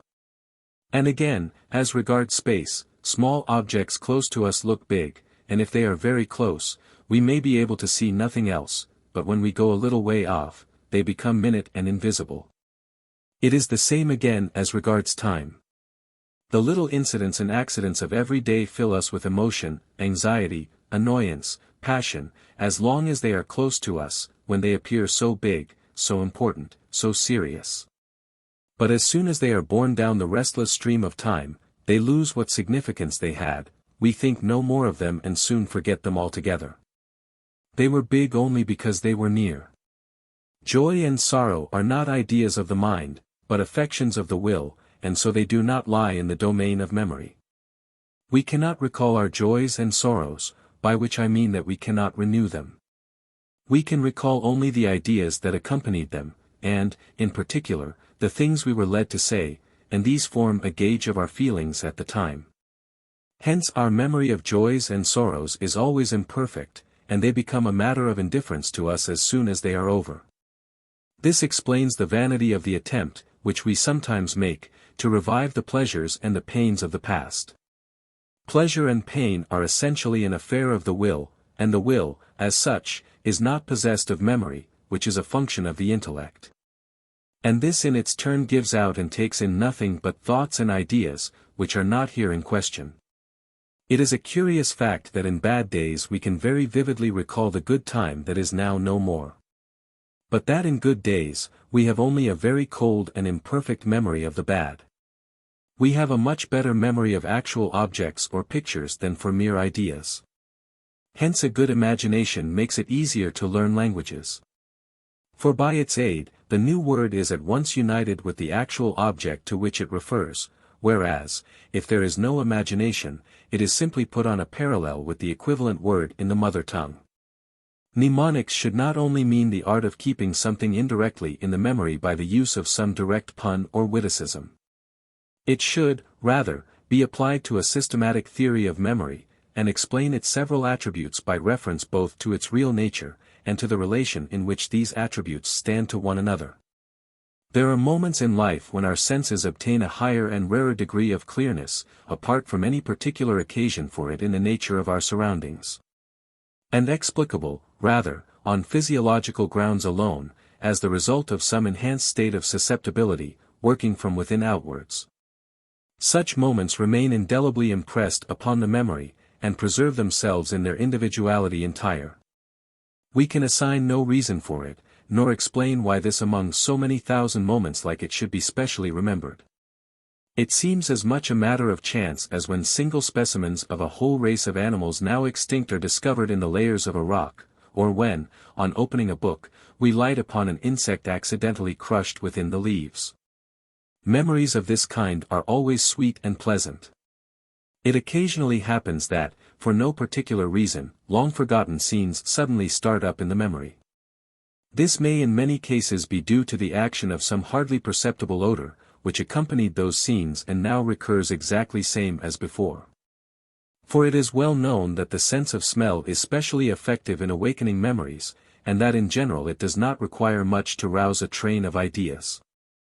And I may say, in passing, that the sense of sight is connected with the understanding, the sense of hearing with the reason, and, as we see in the present case, the sense of smell with the memory.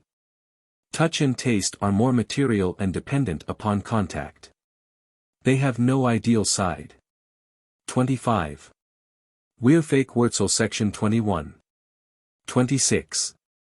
Perurga Volume 2, Section 311. It must also be reckoned among the peculiar attributes of memory that a slight state of intoxication often so greatly enhances the recollection of pastimes and scenes, that all the circumstances connected with them come back much more clearly than would be possible in a state of sobriety. But that, on the other hand, the recollection of what one said or did while the intoxication lasted, is more than usually imperfect, nay, that if one has been absolutely tipsy, it is gone altogether. We may say, then, that whilst intoxication enhances the memory for what is past, it allows it to remember little of the present. Men need some kind of external activity, because they are inactive within. Contrarily, if they are active within, they do not care to be dragged out of themselves, it disturbs and impedes their thoughts in a way that is often most ruinous to them. I am not surprised that some people are bored when they find themselves alone, for they cannot laugh if they are quite by themselves. The very idea of it seems folly to them. Are we, then, to look upon laughter as merely a signal for others, a mere sign, like a word? What makes it impossible for people to laugh when they are alone is nothing but want of imagination, dullness of mind generally, Greek, anesthesia kai berduti sukis, as Theophrastus has it. The lower animals never laugh either alone or in company.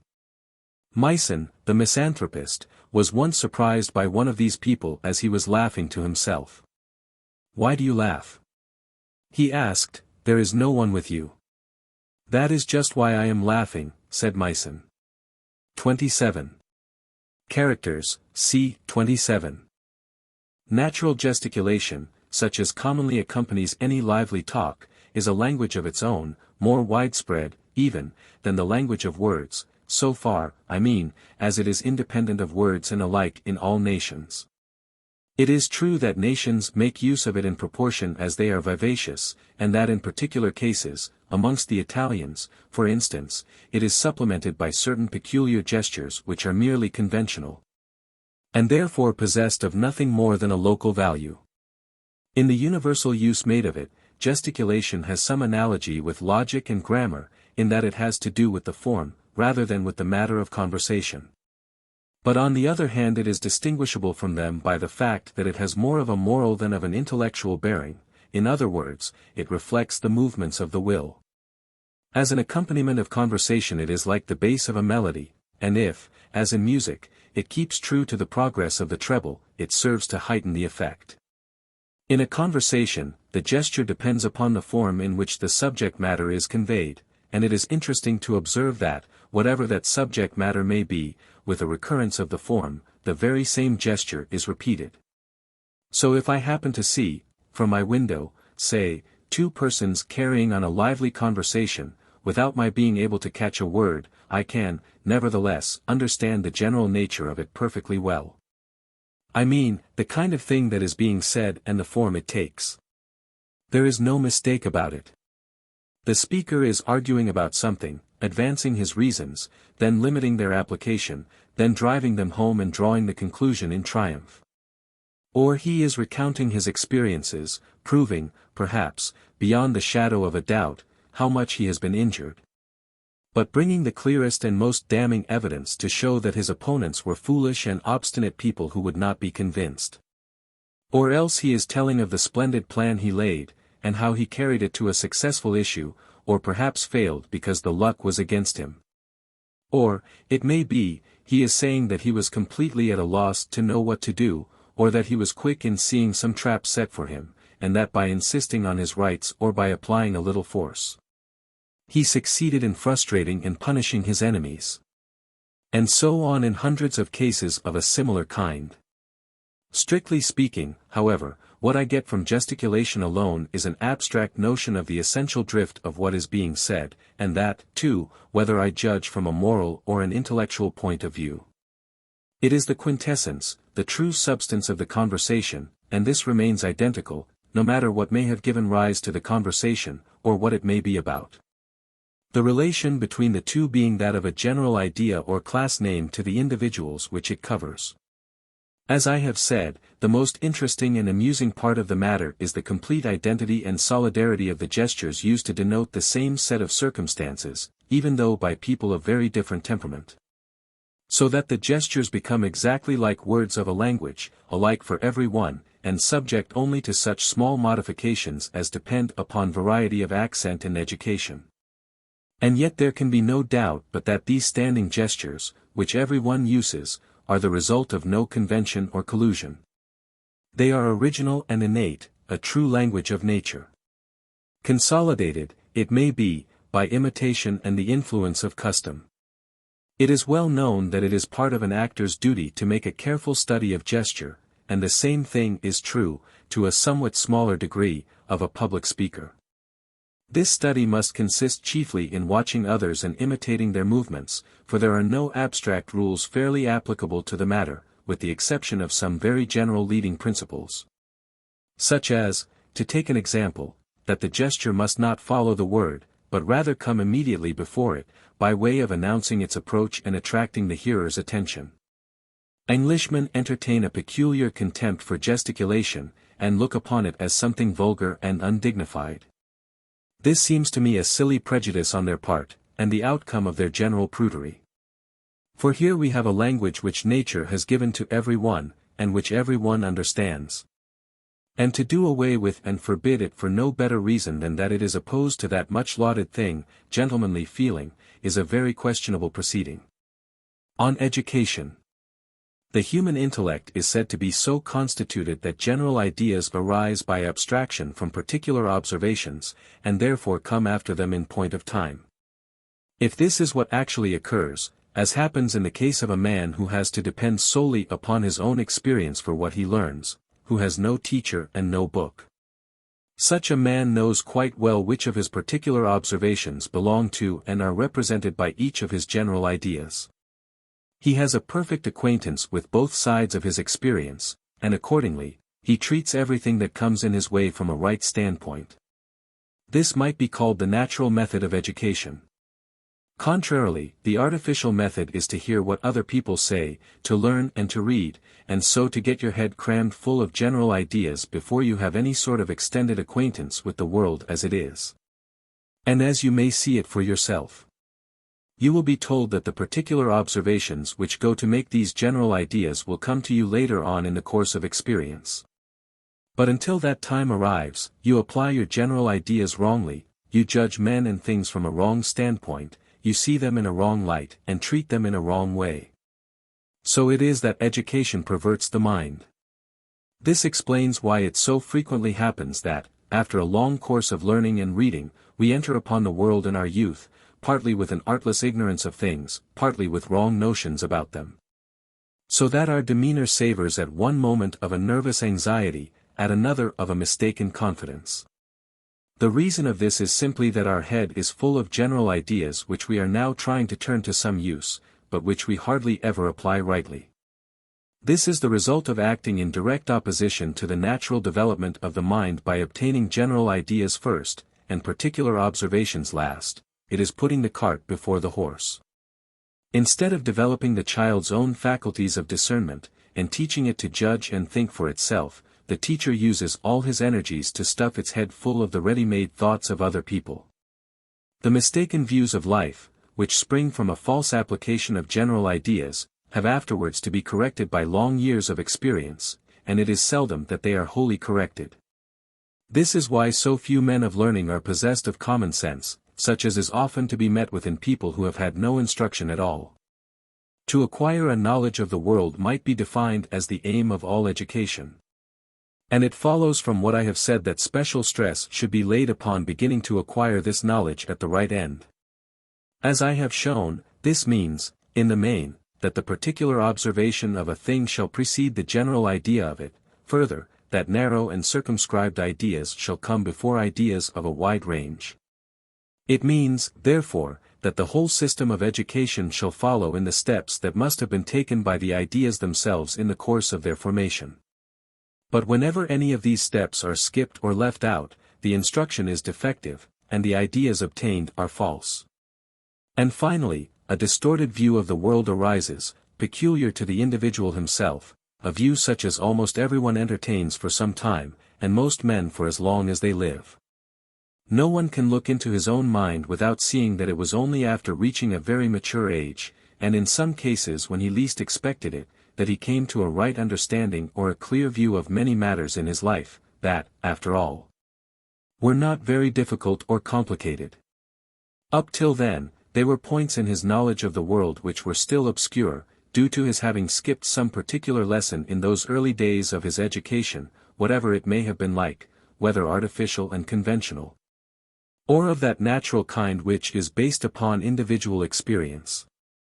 It follows that an attempt should be made to find out the strictly natural course of knowledge, so that education may proceed methodically by keeping to it. And that children may become acquainted with the ways of the world, without getting wrong ideas into their heads, which very often cannot be got out again. If this plan were adopted, special care would have to be taken to prevent children from using words without clearly understanding their meaning and application. The fatal tendency to be satisfied with words instead of trying to understand things, to learn phrases by heart, so that they may prove a refuge in time of need, exists, as a rule, even in children.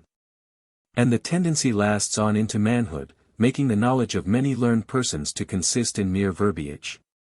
However, the main endeavor must always be to let particular observations precede general ideas, and not vice versa, as is usually and unfortunately the case. As though a child should come feet foremost into the world, or a verse be begun by writing down the rhyme. The ordinary method is to imprint ideas and opinions, in the strict sense of the word, prejudices, on the mind of the child, before it has had any but a very few particular observations. It is thus that he afterwards comes to view the world and gather experience through the medium of those ready-made ideas, rather than to let his ideas be formed for him out of his own experience of life, as they ought to be. A man sees a great many things when he looks at the world for himself, and he sees them from many sides. But this method of learning is not nearly so short or so quick as the method which employs abstract ideas and makes hasty generalizations about everything. Experience, therefore, will be a long time in correcting preconceived ideas, or perhaps never bring its task to an end. For wherever a man finds that the aspect of things seems to contradict the general ideas he has formed, he will begin by rejecting the evidence it offers as partial and one-sided. Nay, he will shut his eyes to it altogether and deny that it stands in any contradiction at all with his preconceived notions, in order that he may thus preserve them uninjured. So it is that many a man carries about a burden of wrong notions all his life long, crotchets, whims, fancies, prejudices, which at last become fixed ideas. The fact is that he has never tried to form his fundamental ideas for himself out of his own experience of life, his own way of looking at the world, because he has taken over his ideas ready-made from other people. And this it is that makes him, as it makes how many others, so shallow and superficial. Instead of that method of instruction, care should be taken to educate children on the natural lines. No idea should ever be established in a child's mind otherwise than by what the child can see for itself, or at any rate it should be verified by the same means. And the result of this would be that the child's ideas, if few, would be well-grounded and accurate. It would learn how to measure things by its own standard rather than by another's. And so it would escape 1,000 strange fancies and prejudices, and not need to have them eradicated by the lessons it will subsequently be taught in the school of life. The child would, in this way, have its mind once for all habituated to clear views and thoroughgoing knowledge. It would use its own judgment and take an unbiased estimate of things. And, in general, children should not form their notions of what life is like from the copy before they have learned it from the original, to whatever aspect of it their attention may be directed. Instead, therefore, of hastening to place books, and books alone, in their hands, let them be made acquainted, step by step, with things, with the actual circumstances of human life. And above all let care be taken to bring them to a clear and objective view of the world as it is, to educate them always to derive their ideas directly from real life, and to shape them in conformity with it, not to fetch them from other sources, such as books, fairy tales, or what people say, then to apply them ready-made to real life.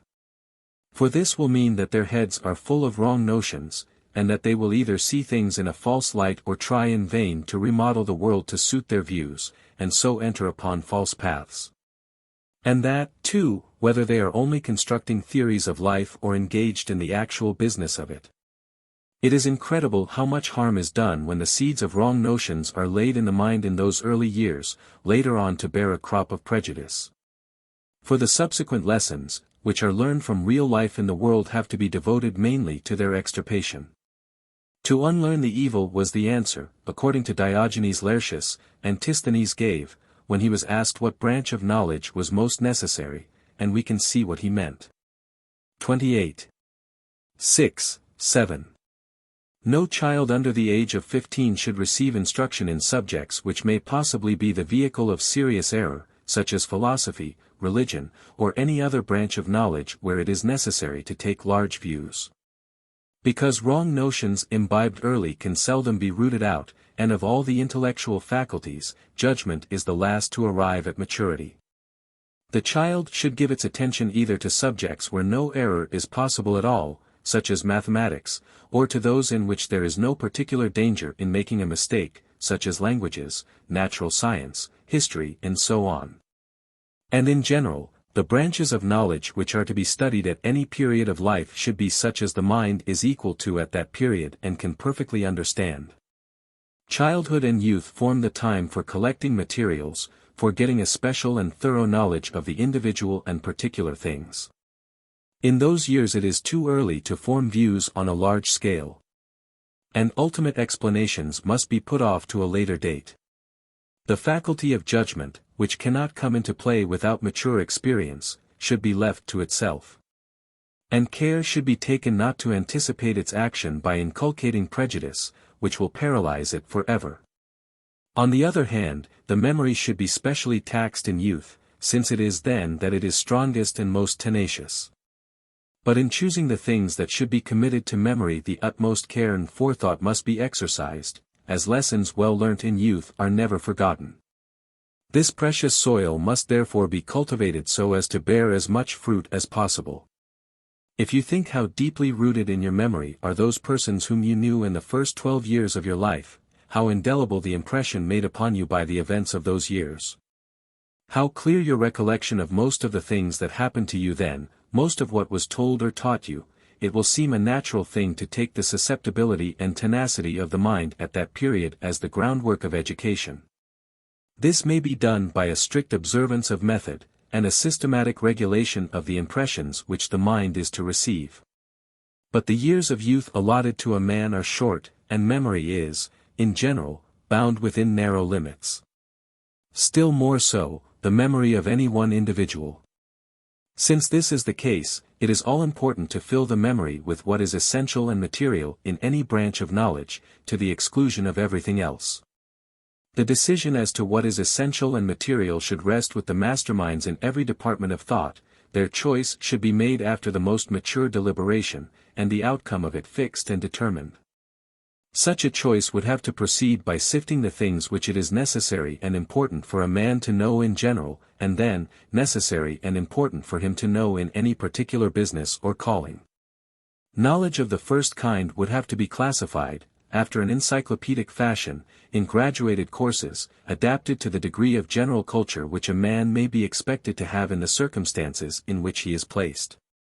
Beginning with a course limited to the necessary requirements of primary education, and extending upwards to the subjects treated of in all the branches of philosophical thought.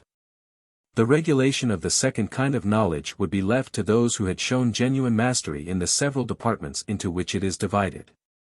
And the whole system would provide an elaborate rule or canon for intellectual education, which would, of course, have to be revised every 10 years.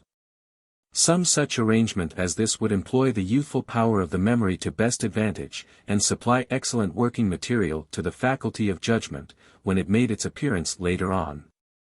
A man's knowledge may be said to be mature, in other words, it has reached the most complete state of perfection to which he, as an individual, is capable of bringing it. When an exact correspondence is established between the whole of his abstract ideas and the things he has actually perceived for himself. This will mean that each of his abstract ideas rests, directly or indirectly, upon a basis of observation, which alone endows it with any real value. And also that he is able to place every observation he makes under the right abstract idea which belongs to it. Maturity is the work of experience alone, and therefore it requires time. The knowledge we derive from our own observation is usually distinct from that which we acquire through the medium of abstract ideas. The one coming to us in the natural way, the other by what people tell us, and the course of instruction we receive, whether it is good or bad. The result is, that in youth there is generally very little agreement or correspondence between our abstract ideas, which are merely phrases in the mind, and that real knowledge which we have obtained by our own observation. It is only later on that a gradual approach takes place between these two kinds of knowledge, accompanied by a mutual correction of error, and knowledge is not mature until this coalition is accomplished. This maturity or perfection of knowledge is something quite independent of another kind of perfection, which may be of a high or a low order, the perfection, I mean, to which a man may bring his own individual faculties. Which is measured, not by any correspondence between the two kinds of knowledge, but by the degree of intensity which each kind attains. For the practical man the most needful thing is to acquire an accurate and profound knowledge of the ways of the world. But this, though the most needful, is also the most wearisome of all studies, as a man may reach a great age without coming to the end of his task, whereas, in the domain of the sciences, he masters the more important facts when he is still young. In acquiring that knowledge of the world, it is while he is a novice, namely, in boyhood and in youth, that the first and hardest lessons are put before him. But it often happens that even in later years there is still a great deal to be learned. The study is difficult enough in itself, but the difficulty is doubled by novels, which represent a state of things in life and the world, such as, in fact, does not exist. Youth is credulous, and accepts these views of life, which then become part and parcel of the mind, so that, instead of a merely negative condition of ignorance, you have positive error, a whole tissue of false notions to start with. And at a later date these actually spoil the schooling of experience, and put a wrong construction on the lessons it teaches. If, before this, the youth had no light at all to guide him, he is now misled by a will-o'-the-wisp. Still more often is this the case with a girl. They have both had a false view of things foisted on them by reading novels, and expectations have been aroused which can never be fulfilled. This generally exercises a baneful influence on their whole life. In this respect those whose youth has allowed them no time or opportunity for reading novels, those who work with their hands and the like, are in a position of decided advantage. There are a few novels to which this reproach cannot be addressed, nay, which have an effect the contrary of bad. First and foremost, to give an example, Gil Blas, and the other works of Le Sage, or rather their Spanish originals. Further, The Vicar of Wakefield, and, to some extent Sir Walter Scott's novels. Don Quixote may be regarded as a satirical exhibition of the error to which I am referring. Of women. Schiller's poem in honor of women, Word der Frauen, is the result of much careful thought, and it appeals to the reader by its antithetic style and its use of contrast. But as an expression of the true praise which should be accorded to them, it is, I think, inferior to these few words of Joyce. Without women, the beginning of our life would be helpless, the middle, devoid of pleasure, and the end, of consolation. The same thing is more feelingly expressed by Byron in Sardanapalus. The very first of human life must spring from woman's breast. Your first small words are taught you from her lips. Your first tears quenched by her. And your last sighs, too often breathed out in a woman's hearing.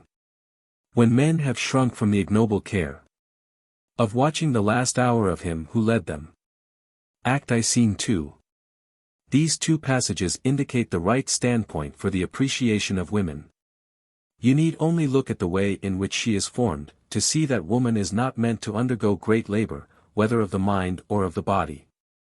She pays the debt of life not by what she does, but by what she suffers, by the pains of childbearing and care for the child, and by submission to her husband, to whom she should be a patient and cheering companion. The keenest sorrows and joys are not for her, nor is she called upon to display a great deal of strength. The current of her life should be more gentle, peaceful and trivial than man's, without being essentially happier or unhappier. Women are directly fitted for acting as the nurses and teachers of our early childhood by the fact that they are themselves childish, frivolous and short-sighted. In a word, they are big children all their life long, a kind of intermediate stage between the child and the full-grown man, who is man in the strict sense of the word. See how a girl will fondle a child for days together, dance with it and sing to it, and then think what a man, with the best will in the world, could do if he were put in her place. With young girls nature seems to have had in view what, in the language of the drama, is called a striking effect. As for a few years she dowers them with a wealth of beauty and is lavish in her gift of charm, at the expense of all the rest of their life. So that during those years they may capture the fantasy of some man to such a degree that he is hurried away into undertaking the honorable care of them, in some form or other.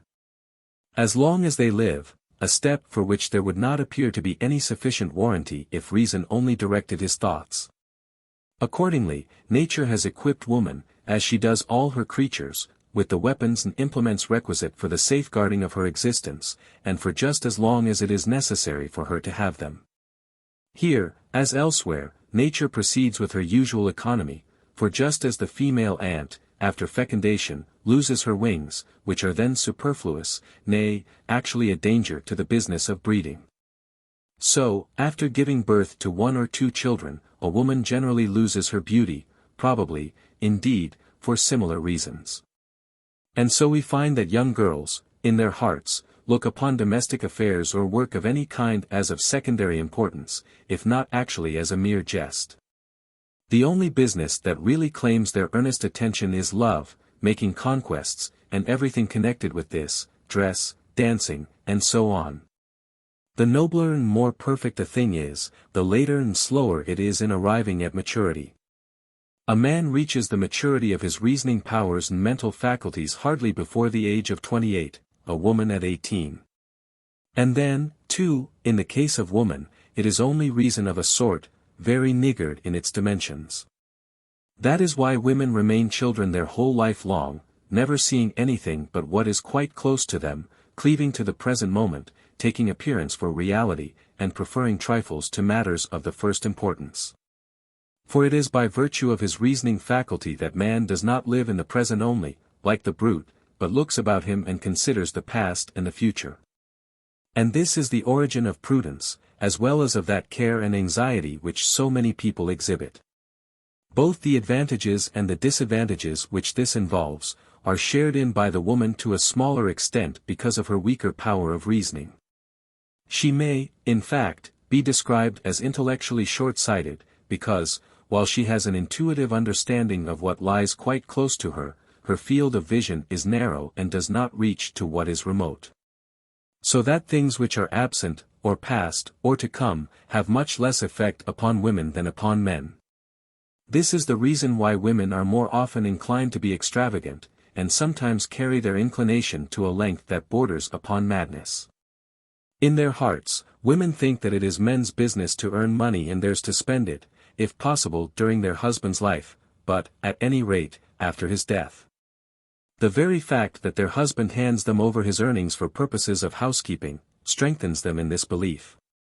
However many disadvantages all this may involve, there is at least this to be said in its favor. That the woman lives more in the present than the man, and that, if the present is at all tolerable, she enjoys it more eagerly. This is the source of that cheerfulness which is peculiar to women, fitting her to amuse man in his hours of recreation, and, in case of need, to console him when he is borne down by the weight of his cares. It is by no means a bad plan to consult women in matters of difficulty, as the Germans used to do in ancient times. For their way of looking at things is quite different from ours, chiefly in the fact that they like to take the shortest way to their goal, and, in general, manage to fix their eyes upon what lies before them. While we, as a rule, see far beyond it, just because it is in front of our noses. In cases like this, we need to be brought back to the right standpoint, so as to recover the near and simple view. Then, again, women are decidedly more sober in their judgment than we are, so that they do not see more in things than is really there. Whilst, if our passions are aroused, we are apt to see things in an exaggerated way, or imagine what does not exist. The weakness of their reasoning faculty also explains why it is that women show more sympathy for the unfortunate than men do, and so treat them with more kindness and interest. And why it is that, on the contrary, they are inferior to men in point of justice, and less honorable and conscientious. For it is just because their reasoning power is weak that present circumstances have such a hold over them, and those concrete things, which lie directly before their eyes, exercise a power which is seldom counteracted to any extent by abstract principles of thought, by fixed rules of conduct, firm resolutions, or, in general, by consideration for the past and the future, or regard for what is absent and remote. Accordingly, they possess the first and main elements that go to make a virtuous character, but they are deficient in those secondary qualities which are often a necessary instrument in the formation of it. 29.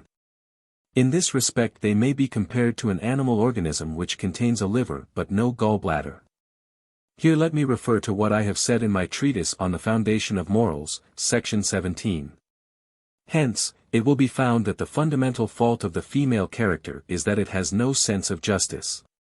This is mainly due to the fact, already mentioned, that women are defective in the powers of reasoning and deliberation. But it is also traceable to the position which nature has assigned to them as the weaker sex. They are dependent, not upon strength, but upon craft. And hence their instinctive capacity for cunning, and their ineradicable tendency to say what is not true. For as lions are provided with claws and teeth, and elephants and boars with tusks, bulls with horns, and cuttlefish with its clouds of inky fluid, so nature has equipped woman, for her defense and protection, with the arts of dissimulation. And all the power which nature has conferred upon man in the shape of physical strength and reason, has been bestowed upon women in this form. Hence, dissimulation is innate in woman, and almost as much a quality of the stupid as of the clever.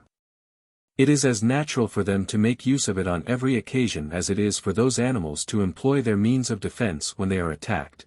They have a feeling that in doing so they are only within their rights. Therefore a woman who is perfectly truthful and not given to dissimulation is perhaps an impossibility, and for this very reason they are so quick at seeing through dissimulation in others that it is not a wise thing to attempt it with them. But this fundamental defect which I have stated, with all that it entails, gives rise to falsity, faithlessness, treachery, ingratitude, and so on. Perjury in a court of justice is more often committed by women than by men. It may, indeed, be generally questioned whether women ought to be sworn in at all. From time to time one finds repeated cases everywhere of ladies, who want for nothing, taking things from shop counters when no one is looking, and making off with them. Nature has appointed that the propagation of the species shall be the business of men who are young, strong and handsome, so that the race may not degenerate. This is the firm will and purpose of nature in regard to the species, and it finds its expression in the passions of women. There is no law that is older or more powerful than this. Woe, then, to the man who sets up claims and interests that will conflict with it, whatever he may say and do, they will be unmercifully crushed at the first serious encounter. For the innate rule that governs women's conduct, though it is secret and unformulated, nay, unconscious in its working, is this: we are justified in deceiving those who think they have acquired rights over the species by paying little attention to the individual, that is, to us. The constitution and, therefore, the welfare of the species have been placed in our hands and committed to our care. Through the control we obtain over the next generation, which proceeds from us, let us discharge our duties conscientiously. But women have no abstract knowledge of this leading principle, they are conscious of it only as a concrete fact, and they have no other method of giving expression to it than the way in which they act when the opportunity arrives. And then their conscience does not trouble them so much as we fancy. For in the darkest recesses of their heart, they are aware that in committing a breach of their duty towards the individual, they have all the better fulfilled their duty towards the species, which is infinitely greater. 30. A more detailed discussion of the matter in question may be found in my chief work, Die Welt als will und Vorstellung, Volume 2, ch. 44. And since women exist in the main solely for the propagation of the species, and are not destined for anything else, they live, as a rule, more for the species than for the individual. And in their hearts take the affairs of the species more seriously than those of the individual. This gives their whole life and being a certain levity. The general bent of their character is in a direction fundamentally different from that of man. And it is this to which produces that discord in married life which is so frequent, and almost the normal state. The natural feeling between men is mere indifference, but between women it is actual enmity. The reason of this is that trade jealousy, odium figulinum, which, in the case of men does not go beyond the confines of their own particular pursuit, but, with women, embraces the whole sex, since they have only one kind of business. Even when they meet in the street, women look at one another like Guelphs and Ghibellines. And it is a patent fact that when two women make first acquaintance with each other, they behave with more constraint and dissimulation than two men would show in a like case. And hence it is that an exchange of compliments between two women is a much more ridiculous proceeding than between two men. Further, whilst a man will, as a general rule, always preserve a certain amount of consideration and humanity in speaking to others, even to those who are in a very inferior position.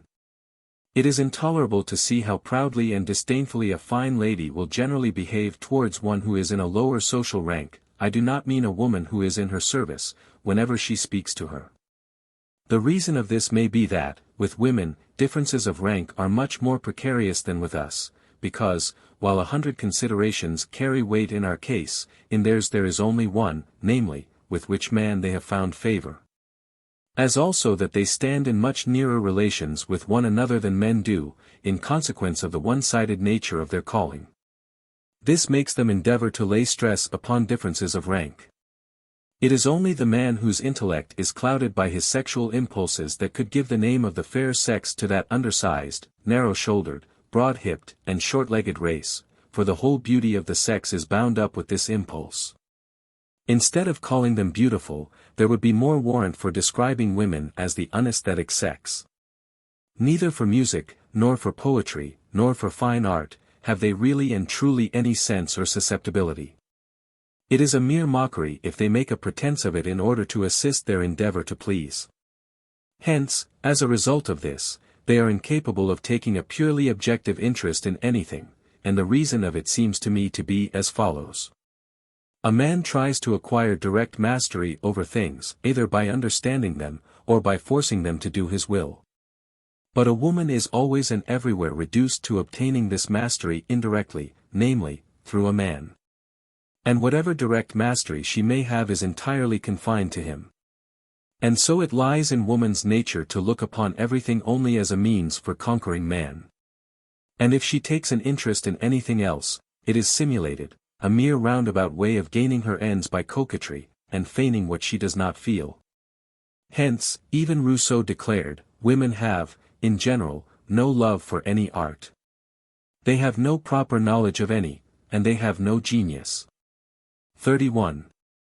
Lettre à D'Alembert, Note XX.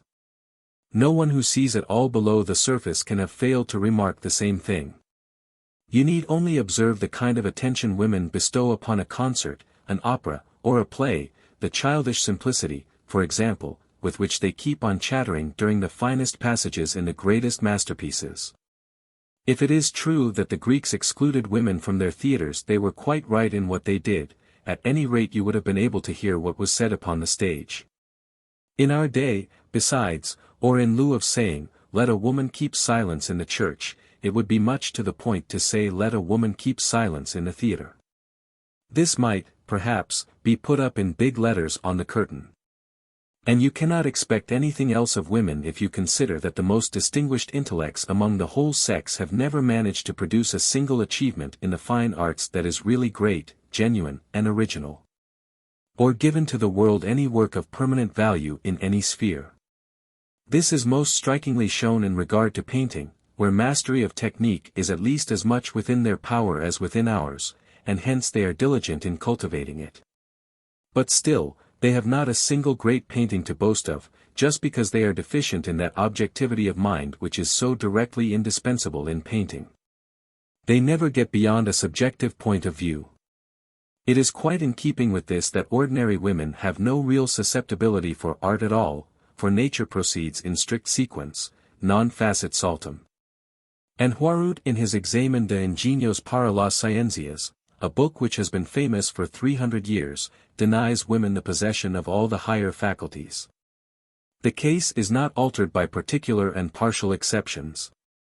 Taken as a whole, women are, and remain, thoroughgoing Philistines, and quite incurable.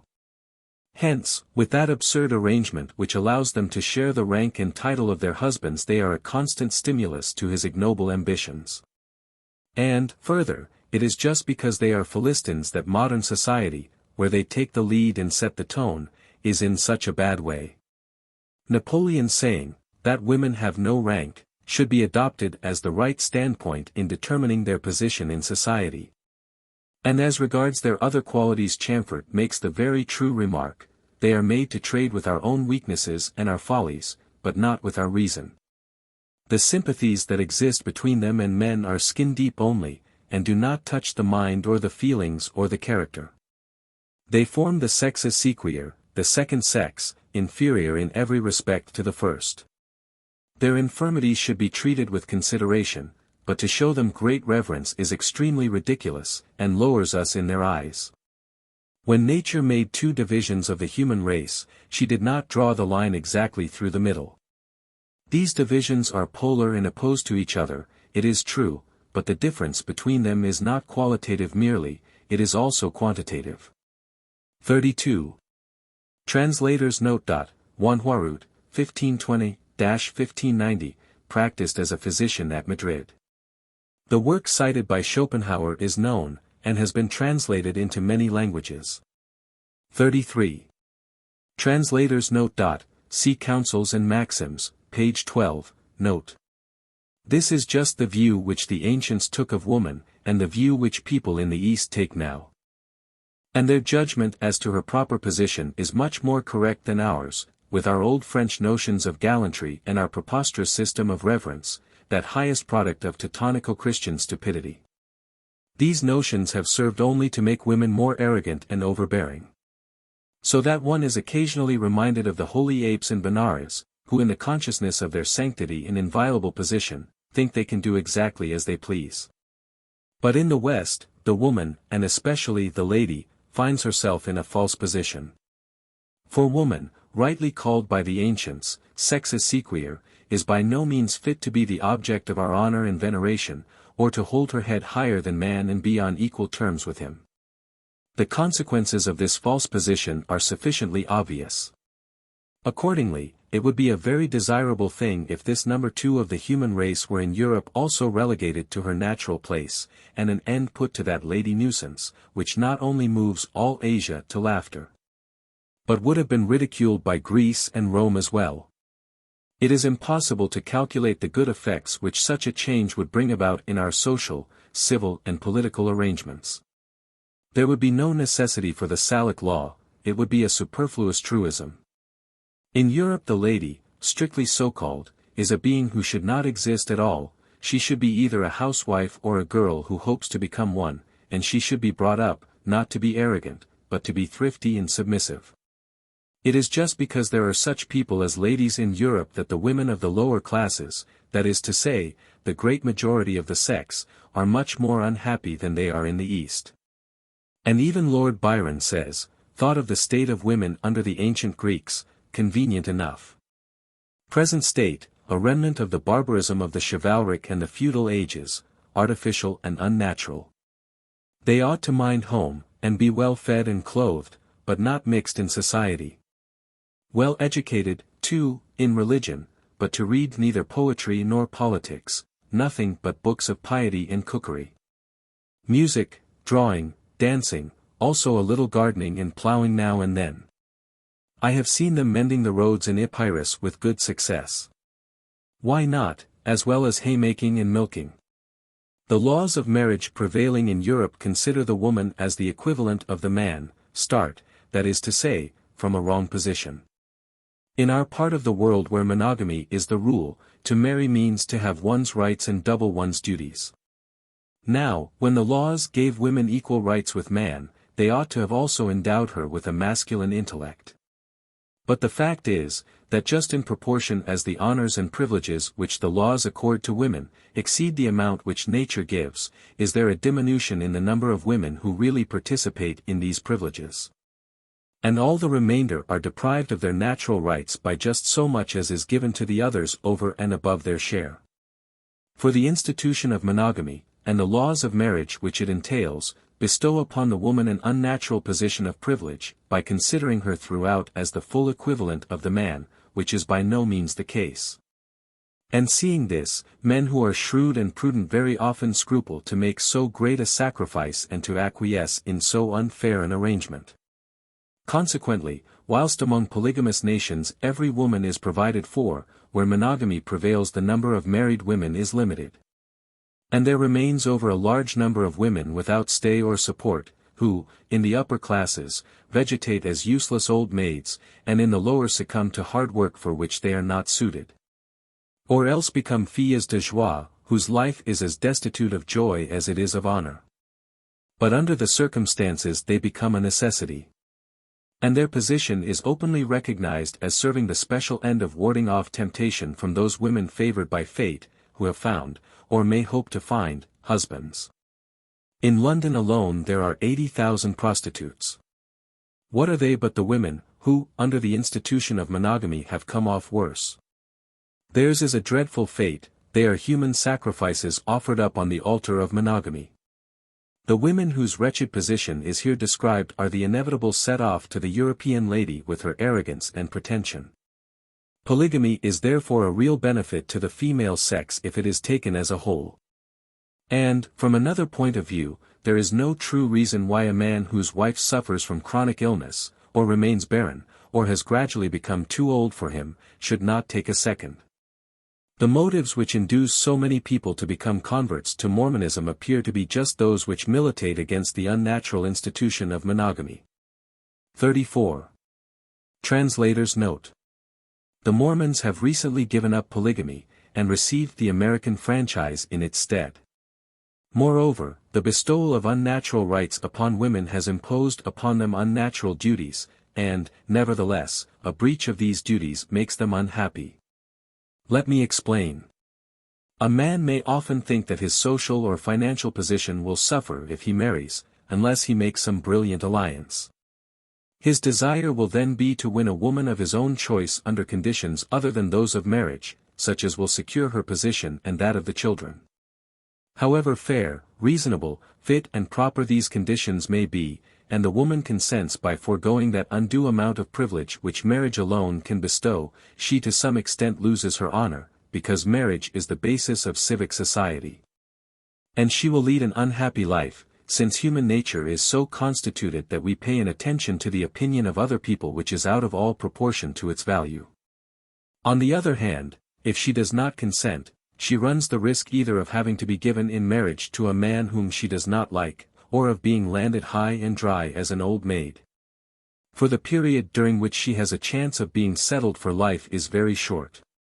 And in view of this aspect of the institution of monogamy, Thomasius' profoundly learned treatise, De Concubinatu, is well worth reading. For it shows that, amongst all nations and in all ages, down to the Lutheran Reformation, concubinage was permitted, nay, that it was an institution which was to a certain extent actually recognized by law, and attended with no dishonor. It was only the Lutheran Reformation that degraded it from this position.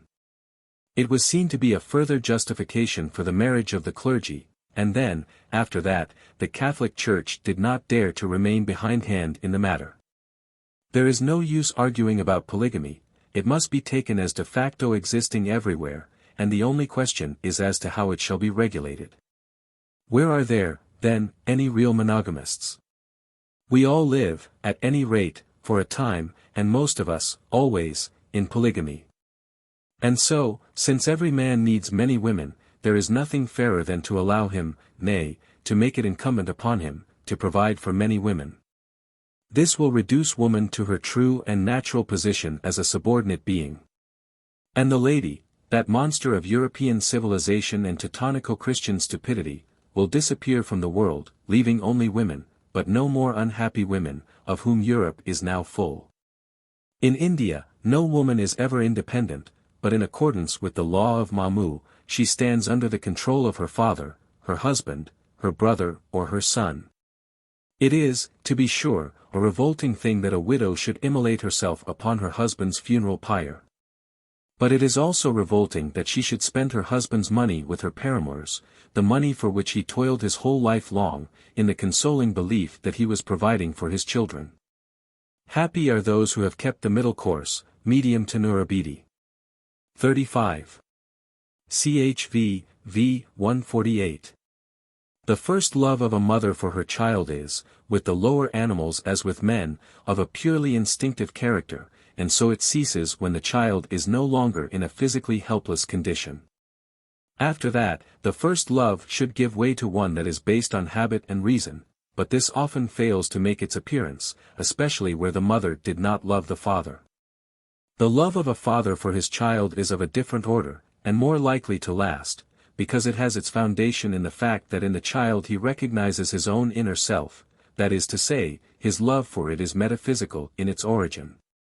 In almost all nations, whether of the ancient or the modern world, even amongst the Hottentots, property is inherited by the male descendants alone. It is only in Europe that a departure has taken place, but not amongst the nobility, however. That the property which has cost men long years of toil and effort, and been won with so much difficulty, should afterwards come into the hands of women, who then, in their lack of reason, squander it in a short time, or otherwise fool it away, is a grievance and a wrong as serious as it is common, which should be prevented by limiting the right of women to inherit. In my opinion, the best arrangement would be that by which women, whether widows or daughters, should never receive anything beyond the interest for life on property secured by mortgage, and in no case the property itself, or the capital. Except where all male descendants fail. The people who make money are men, not women, and it follows from this that women are neither justified in having unconditional possession of it, nor fit persons to be entrusted with its administration. When wealth, in any true sense of the word, that is to say, funds, houses or land, is to go to them as an inheritance, they should never be allowed the free disposition of it. In their case a guardian should always be appointed. And hence they should never be given the free control of their own children, wherever it can be avoided. The vanity of women, even though it should not prove to be greater than that of men, has this much danger in it, that it takes an entirely material direction. They are vain, I mean, of their personal beauty, and then of finery, show, and magnificence. That is just why they are so much in their element in society. It is this, too, which makes them so inclined to be extravagant, all the more as their reasoning power is low. Accordingly we find an ancient writer describing woman as in general of an extravagant nature, Greek, gyne to synelon esti dapaneron physii, but with men vanity often takes the direction of non-material advantages, such as intellect, learning, courage. 36. Leroy, Lettres philosophiques sur l'intelligence et la perfectibilité de animo, avec quelques lettres sur l'homme, page 298, Paris, 1802. 37. Brunck's Namisai Pote Grisi, v. 115. In the Politics Aristotle explains the great disadvantage which accrued to the Spartans from the fact that they conceded too much to their women, by giving them the right of inheritance and dower, and a great amount of independence. And he shows how much this contributed to Sparta's fall. May it not be the case in France that the influence of women, which went on increasing steadily from the time of Louis XIII, was to blame for that gradual corruption of the court and the government, which brought about the Revolution of 1789, of which all subsequent disturbances have been the fruit. However that may be, the false position which women occupy, demonstrated as it is, in the most glaring way, by the institution of the lady, is a fundamental defect in our social scheme, and this defect, proceeding from the very heart of it, must spread its baneful influence in all directions. 38. BK. Ch. 9. That woman is by nature meant to obey may be seen by the fact that every woman who is placed in the unnatural position of complete independence, immediately attaches herself to some man, by whom she allows herself to be guided and ruled. It is because she needs a lord and master. If she is young, it will be a lover; if she is old, a priest. On noise. Kant wrote a treatise on the vital powers. I should prefer to write a dirge for them. The superabundant display of vitality, which takes the form of knocking, hammering, and tumbling things about, has proved a daily torment to me all my life long. There are people, it is true, nay, a great many people, who smile at such things, because they are not sensitive to noise. But they are just the very people who are also not sensitive to argument, or thought, or poetry, or art, in a word, to any kind of intellectual influence. The reason of it is that the tissue of their brains is of a very rough and coarse quality. On the other hand, noise is a torture to intellectual people. In the biographies of almost all great writers, or wherever else their personal utterances are recorded, I find complaints about it. In the case of Kant, for instance, Goethe, Lichtenberg, Jean-Paul, and if it should happen that any writer has omitted to express himself on the matter, it is only for want of an opportunity. This aversion to noise I should explain as follows. if you cut up a large diamond into little bits, it will entirely lose the value it had as a whole, and an army divided up into small bodies of soldiers loses all its strength. So a great intellect sinks to the level of an ordinary one, as soon as it is interrupted and disturbed, its attention distracted and drawn off from the matter in hand. For its superiority depends upon its power of concentration, of bringing all its strength to bear upon one theme, in the same way as a concave mirror collects into one point all the rays of light that strike upon it.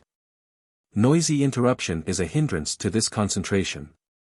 That is why distinguished minds have always shown such an extreme dislike to disturbance in any form, as something that breaks in upon and distracts their thoughts. Above all have they been averse to that violent interruption that comes from noise.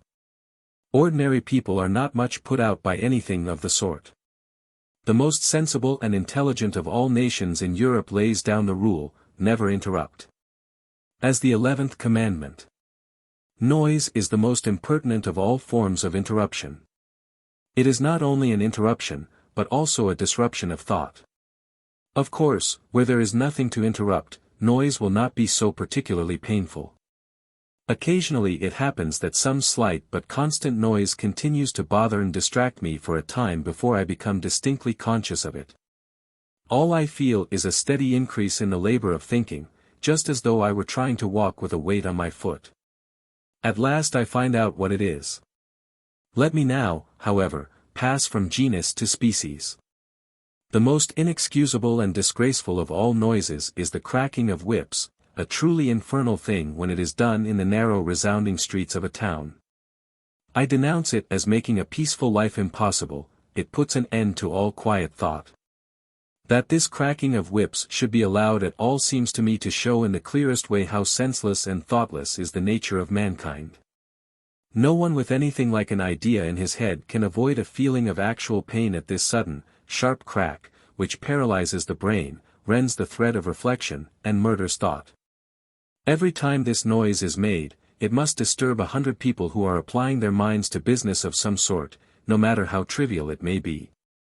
While on the thinker its effect is woeful and disastrous, cutting his thoughts asunder, much as the executioner's axe severs the head from the body. No sound, be it ever so shrill, cuts so sharply into the brain as this cursed cracking of whips. You feel the sting of the lash right inside your head, and it affects the brain in the same way as touch affects a sensitive plant, and for the same length of time. With all due respect for the most holy doctrine of utility, I really cannot see why a fellow who is taking away a wagon-load of gravel or dung should thereby obtain the right to kill in the bud the thoughts which may happen to be springing up in 10,000 heads, the number he will disturb one after another in half an hour's drive through the town. Hammering, the barking of dogs, and the crying of children are horrible to hear, but your only genuine assassin of thought is the crack of a whip. It exists for the purpose of destroying every pleasant moment of quiet thought that any one may now and then enjoy. If the driver had no other way of urging on his horse than by making this most abominable of all noises, it would be excusable. But quite the contrary is the case. This cursed cracking of whips is not only unnecessary, but even useless. Its aim is to produce an effect upon the intelligence of the horse. But through the constant abuse of it, the animal becomes habituated to the sound, which falls upon blunted feelings and produces no effect at all. The horse does not go any faster for it. You have a remarkable example of this in the ceaseless cracking of his whip on the part of a cab driver, while he is proceeding at a slow pace on the lookout for a fare. If he were to give his horse the slightest touch with the whip, it would have much more effect. Supposing, however, that it were absolutely necessary to crack the whip in order to keep the horse constantly in mind of its presence, it would be enough to make the 100th part of the noise. For it is a well-known fact that, in regard to sight and hearing, animals are sensitive to even the faintest indications, they are alive to things that we can scarcely perceive. The most surprising instances of this are furnished by trained dogs and canary birds. It is obvious, therefore, that here we have to do with an act of pure wantonness. Nay, with an impudent defiance offered to those members of the community who work with their heads by those who work with their hands. That such infamy should be tolerated in a town is a piece of barbarity and iniquity, all the more as it could easily be remedied by a police notice to the effect that every lash shall have a knot at the end of it. There can be no harm in drawing the attention of the mob to the fact that the classes above them work with their heads, for any kind of headwork is mortal anguish to the man in the street. A fellow who rides through the narrow alleys of a populous town with unemployed post horses or cart horses, and keeps on cracking a whip several yards long with all his might, deserves there and then to stand down and receive 5 really good blows with a stick. All the philanthropists in the world, and all the legislators, meeting to advocate and decree the total abolition of corporal punishment, will never persuade me to the contrary. There is something even more disgraceful than what I have just mentioned. Often enough you may see a carter walking along the street, quite alone, without any horses, and still cracking away incessantly. So accustomed has the wretch become to it in consequence of the unwarrantable toleration of this practice. A man's body and the needs of his body are now everywhere treated with a tender indulgence. Is the thinking mind then, to be the only thing that is never to obtain the slightest measure of consideration or protection, to say nothing of respect? Carters, porters, messengers, these are the beasts of burden amongst mankind. By all means let them be treated justly, fairly, indulgently, and with forethought, but they must not be permitted to stand in the way of the higher endeavors of humanity by wantonly making a noise. How many great and splendid thoughts, I should like to know, have been lost to the world by the crack of a whip? If I had the upper hand, I should soon produce in the heads of these people an indissoluble association of ideas between cracking a whip and getting a whipping. Let us hope that the more intelligent and refined among the nations will make a beginning in this matter, and then that the Germans may take example by it and follow suit. Meanwhile, I may quote what Thomas Hood says of them: for a musical nation, they are the most noisy I ever met with. That they are so is due to the fact, not that they are more fond of making a noise than other people, they would deny it if you asked them, but that their senses are obtuse, consequently, when they hear a noise, it does not affect them much. It does not disturb them in reading or thinking, simply because they do not think, they only smoke, which is their substitute for thought. The general toleration of unnecessary noise, the slamming of doors, for instance, a very unmannerly and ill-bred thing, is direct evidence that the prevailing habit of mind is dullness and lack of thought. In Germany it seems as though care were taken that no one should ever think for mere noise, to mention one form of it, the way in which drumming goes on for no purpose at all. 39. According to a notice issued by the Society for the Protection of Animals in Munich, the superfluous whipping and the cracking of whips were, in December, 1858, positively forbidden in Nuremberg. 40. In Up the Rhine. Finally, as regards the literature of the subject treated of in this chapter, I have only one work to recommend, but it is a good one. I refer to a poetical epistle in terzo rimo by the famous painter Bronzino, entitled De Ramori, a Messer Luca Martini. It gives a detailed description of the torture to which people are put by the various noises of a small Italian town. Written in a tragicomic style, it is very amusing. The epistle may be found in Opere Burlesque del Berni, Aretino ed Altri, Volume 2, page 258, apparently published in Utrecht in 1771. A few parables. In a field of ripening corn I came to a place which had been trampled down by some ruthless foot. And as I glanced amongst the countless stalks, every one of them alike, standing there so erect and bearing the full weight of the year, I saw a multitude of different flowers, red and blue and violet. How pretty they looked as they grew there so naturally with their little foliage. But, thought I, they are quite useless, they bear no fruit, they are mere weeds, suffered to remain only because there is no getting rid of them. And yet, but for these flowers, there would be nothing to charm the eye in that wilderness of stalks.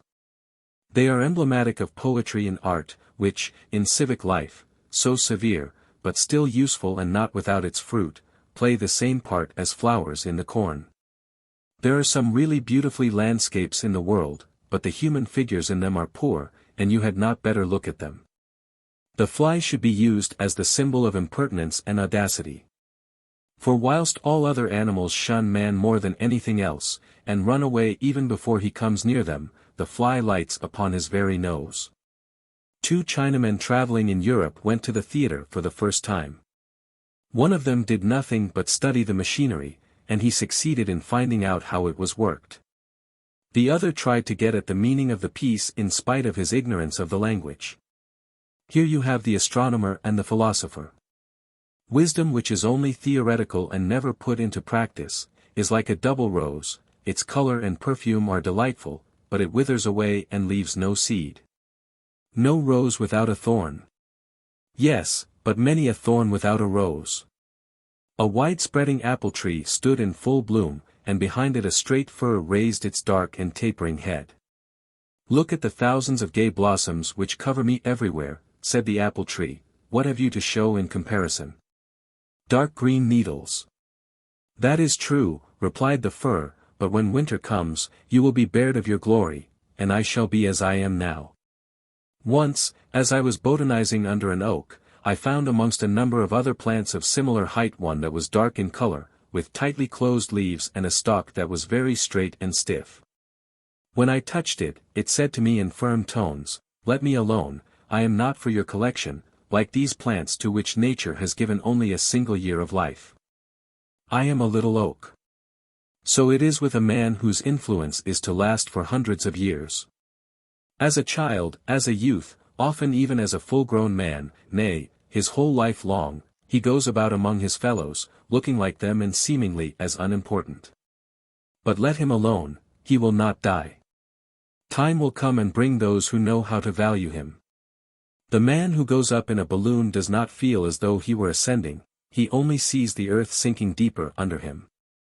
There is a mystery which only those will understand who feel the truth of it. Your estimation of a man's size will be affected by the distance at which you stand from him, but in two entirely opposite ways according as it is his physical or his mental stature that you are considering. The one will seem smaller, the farther off you move, the other, greater. Nature covers all her works with a varnish of beauty, like the tender bloom that is breathed, as it were, on the surface of a peach or a plum.